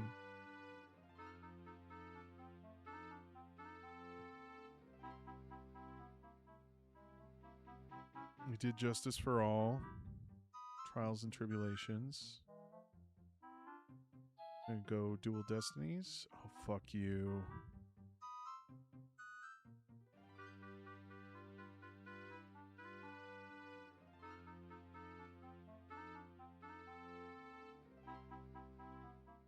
I guess it was just Ace Attorney. Wait, did that even come up? Let me see that again. Oh yeah, I guess it was there. Okay. Well, this is Skyward.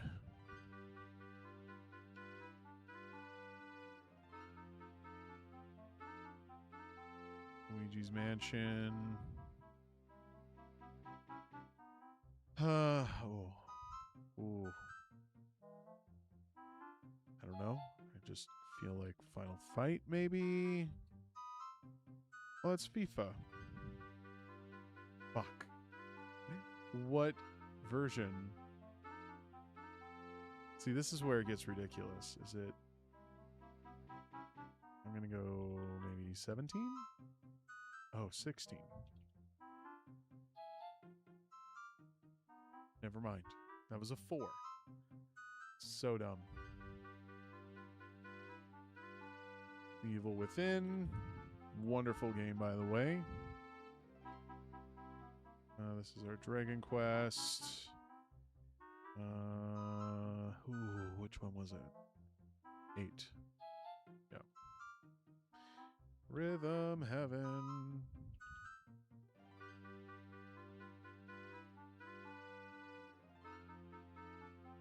Zombies ate my neighbors. Oh my god, I'm gonna break my streak. I'm gonna say Street Fighter.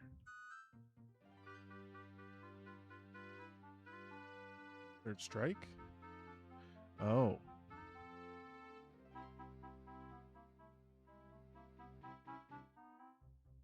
Something so familiar about that. So familiar.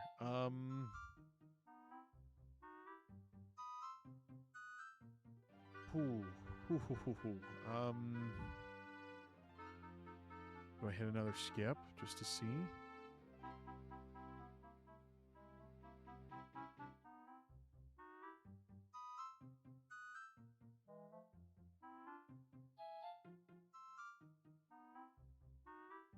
I'm sorry. Is God the actual... Oh. Okay, it's God Hand. 2006. Give me a trailer. Oh, did that take me away? No, it didn't.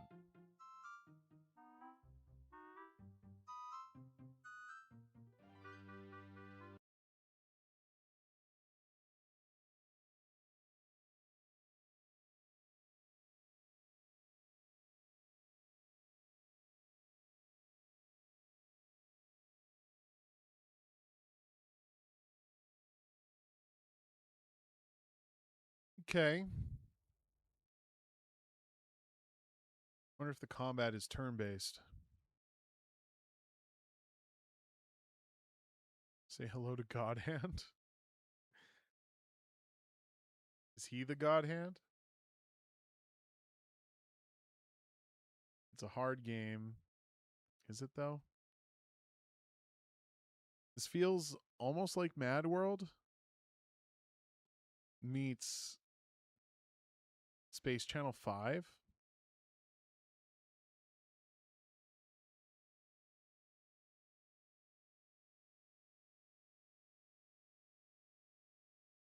A ball-bustingly hard game. Okay.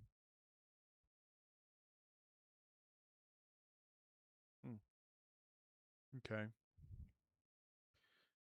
Oh, there's still more of this? It's hard. It's hard.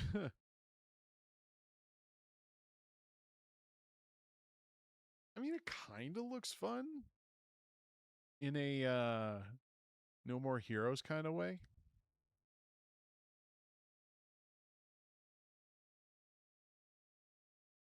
Unreal. Those assless chaps. Its defense is impregnable.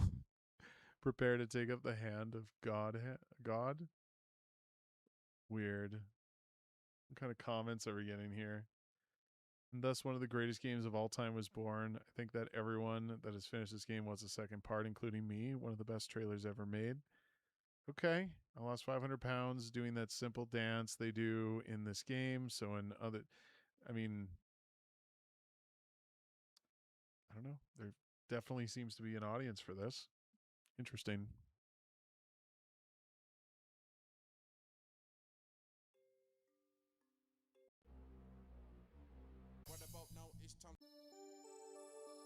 Okay. Scott Pilgrim versus the world. This is FIFA 14 again. I know this because I died on it last time. Super Metroid. Luigi Mansion.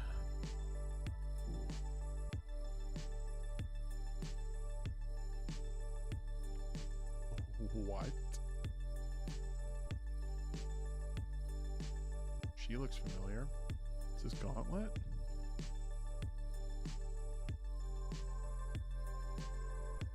Oh, it's Legends.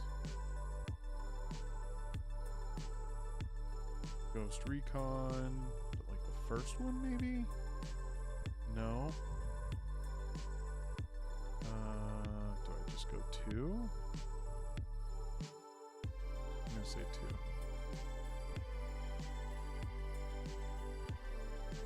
F-Zero GX? Yes. Mega Man. Alright, my keyboard is so messed up. Is this 2? No.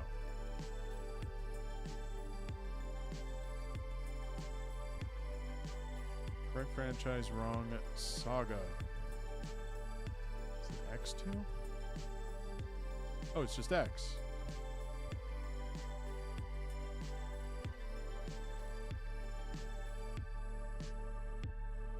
Hey, we had this earlier.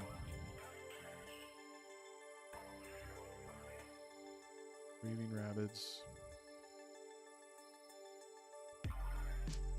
Oh, is this rock band Green Day?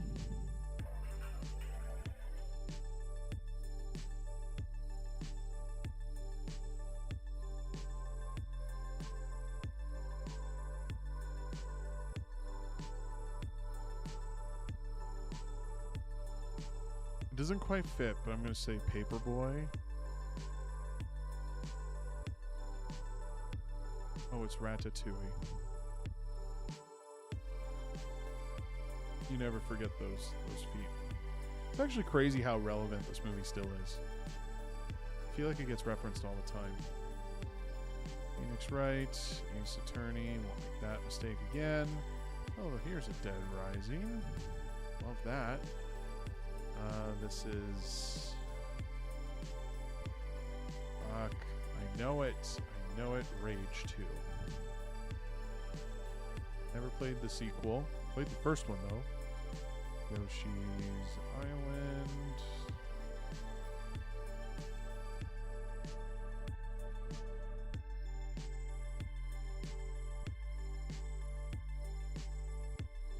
The fuck are you? Is this a Counter-Strike? Oh, it's Chaos.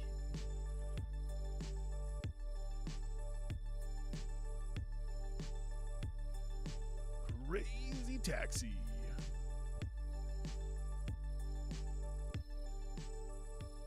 Resident Evil 5. No. Oh. Binary Domain? Fuck yeah. Fucking rights. I'm gonna say this is the Dynasty Warriors. No. Rome Total War. There we go.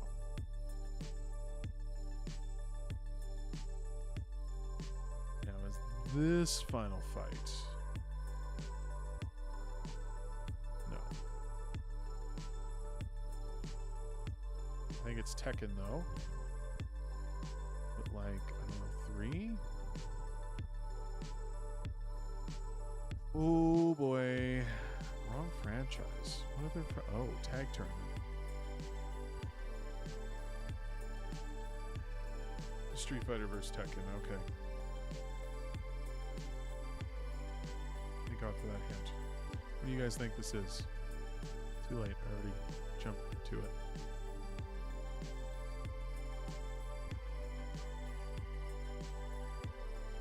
Something very familiar about this.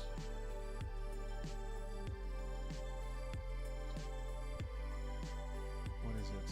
I don't even know where to start with this. I was going to say Hollow Knight, but I don't think that's correct. There's almost too much color here.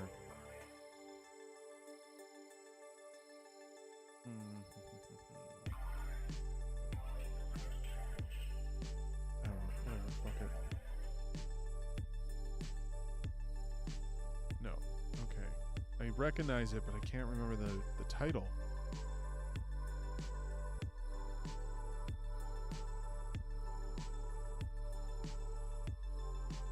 Oh, is this Death's Door? Fuck. Yes.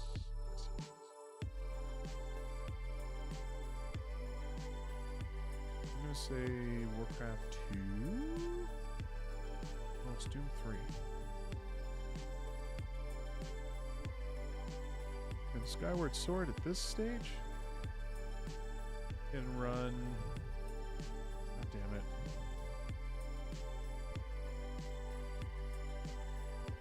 Fire Emblem. This one, though, is Three Houses? No.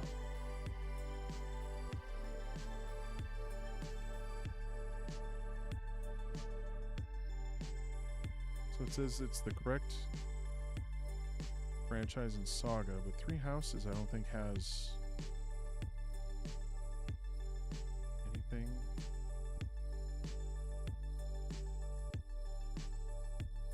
Maybe it's Warriors Three Hopes.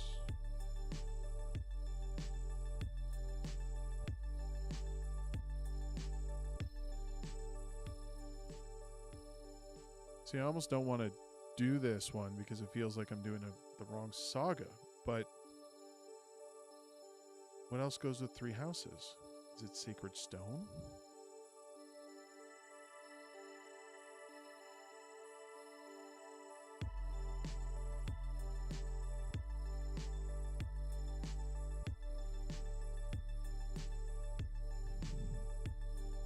I am not knowledgeable enough in these.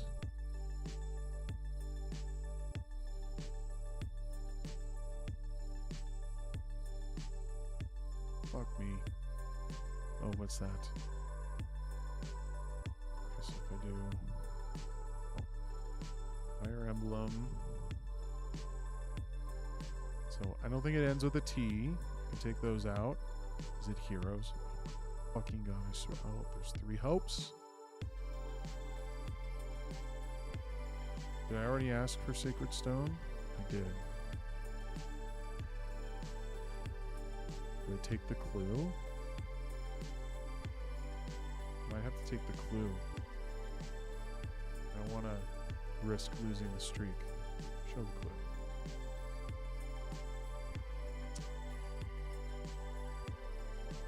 Let's see here. Awakening? Yeah, I've never gotten that. Would have never gotten that. 22 more to go through.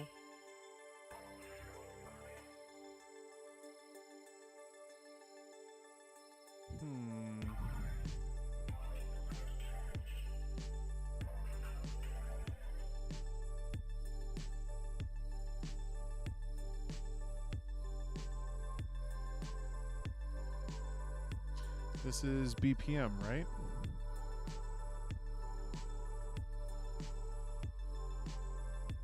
Crash, Bandicoot. No.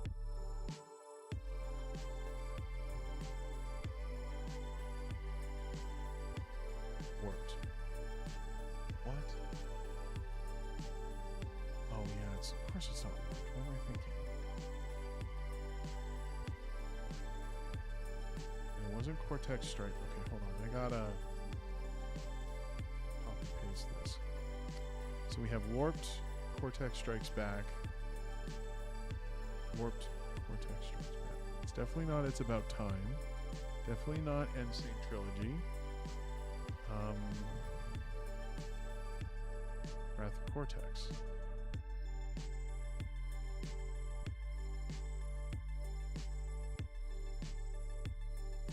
Bro, am I really gonna die on this fucking hill? It's not Insane. It can't be It's About Time. That's like the most recent one. It's gotta be this one. Twinsanity? Oh, it's Crash Twinsanity. Oh, that's fucking dumb. Man, we were so close. We can get this. I feel like we can get this. This is an X-Men game. I'm just gonna go X-Men. So it is an X-Men versus Street Fighter. X-Men Mutant Apocalypse. Oh my god. I'm not taking a...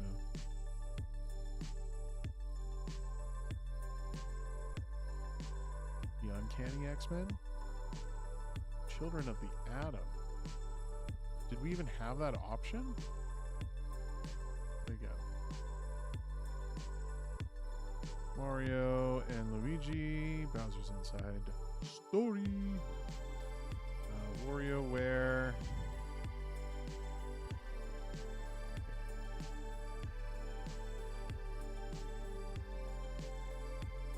Move it. This one now, Awakening.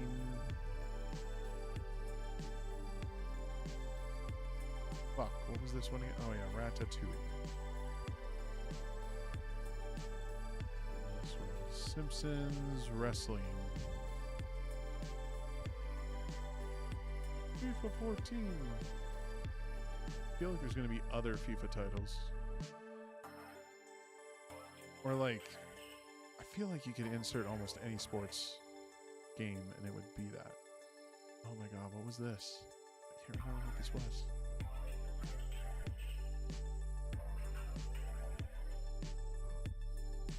Oh, excuse me. Oh, pardon me. I'm gonna have to wrap her up soon.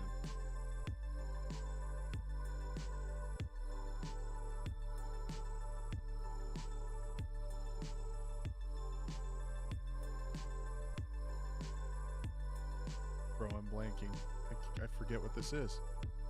Oh, loadout, right. That weird game, Looney Tunes, directed by Tarantino. Yeah, okay.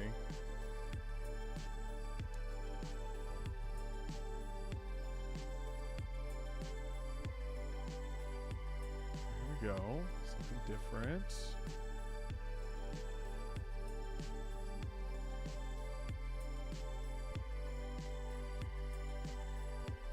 Ghost in the Shell? No.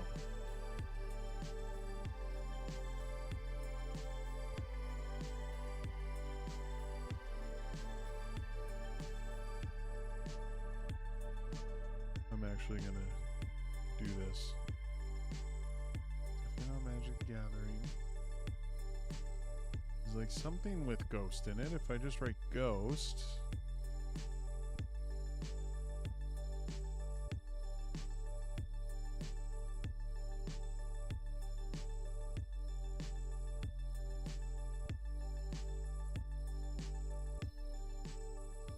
Wild guess.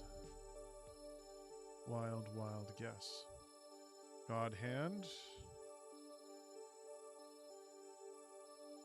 Crazy Taxi.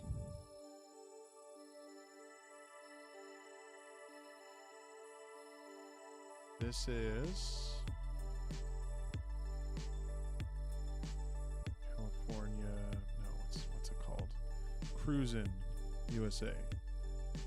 Exotica. No.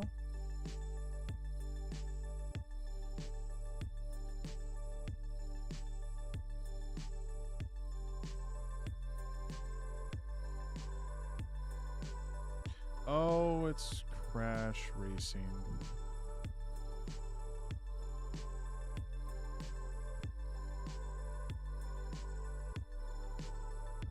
Okay, let's go Crash. Nitro Kart. There it is. WarioWare. Get it together. Call of Duty. Here's our final fight.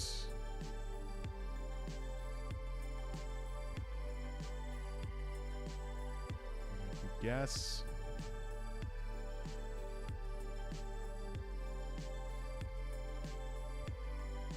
Call of Duty 2. Dead Rising. X-Men. Children of the Atom. Mega Man X.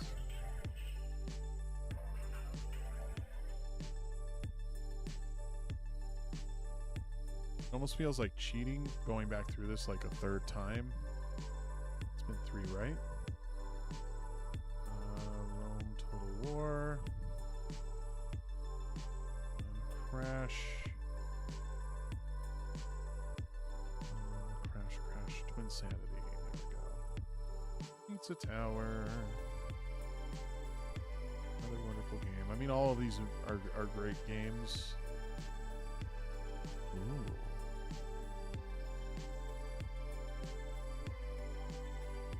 Dead Space.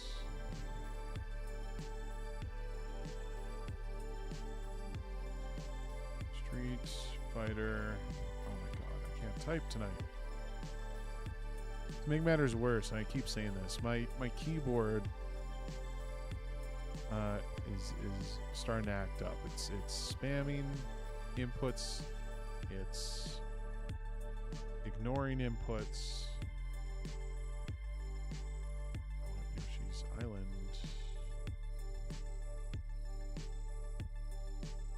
So it's really made typing on this thing like an absolute nightmare. What are you? Oh, this is The Force Unleashed. Number 2. Yes. Oh, we're beating the streak. The Phoenix Wright Ace Attorney. Silent Hill 4. Again, Green Day.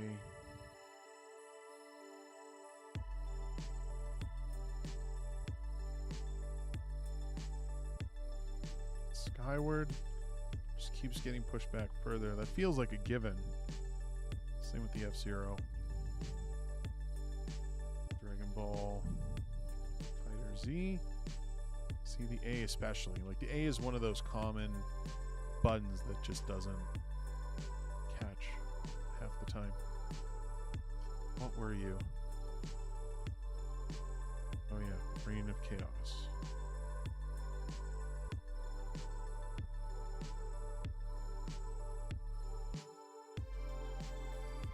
So I know I said like the Orange Box was like my first real like serious dive into like PC gaming. I played Warcraft 3. That was the first PC game I ever bought myself, actually. Played it at a friend's, absolutely loved it. Bought Frozen Throne. I have the boxes for them in my collection here. Is this Comic Zone? Yeah, it is.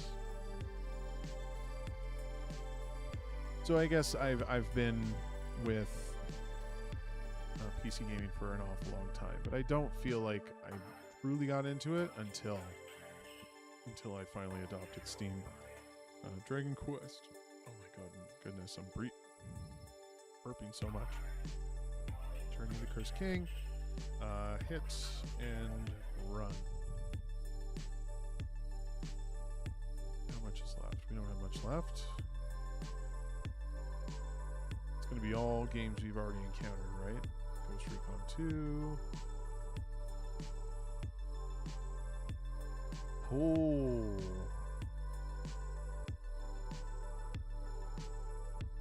This is a new one. Okay, just because I feel like I need to get out of the way, I'm going to try Dragon Quest Builders. No. Oh, this is Clash of Clans.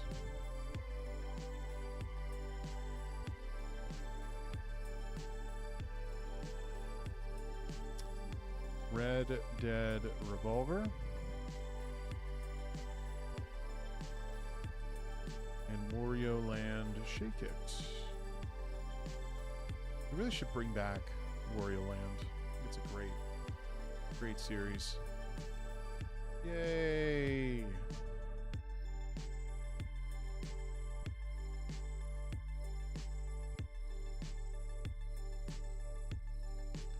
Alright, well, I think that's going to do it for me tonight, you guys. I want to thank everybody who came around, who hung out. I know it's been a while, so I do appreciate having some of y'all come around. I didn't really expect anybody to, but it was humbling to see. So thank you for that. Thank you for hearing my rambling and my nonsense. Rest in peace, Lunchbox, the best cat in the world. I'm going to miss him dearly.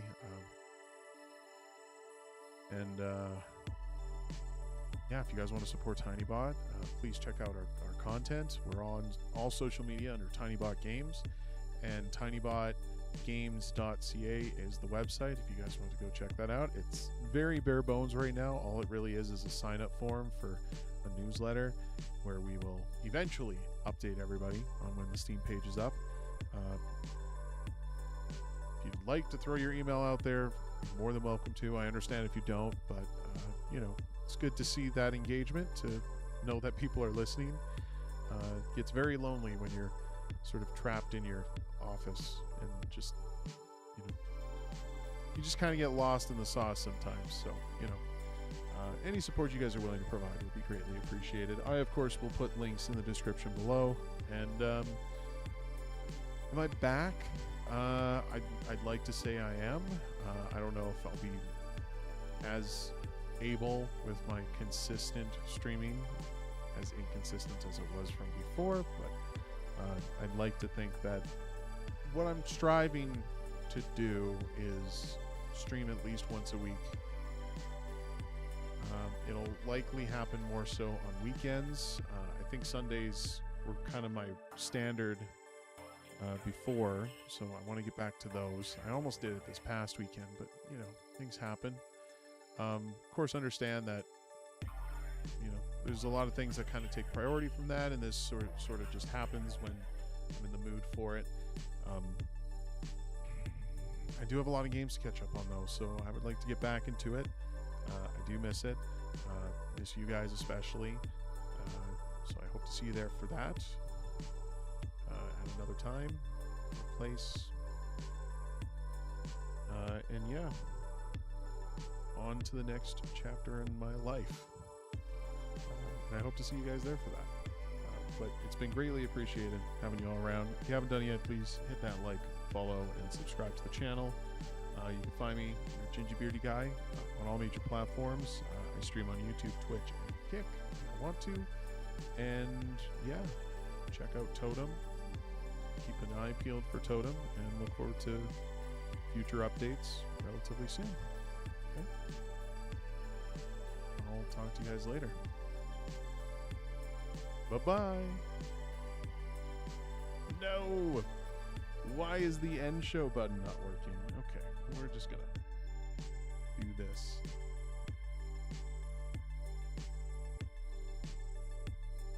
Y'all have yourselves a good night.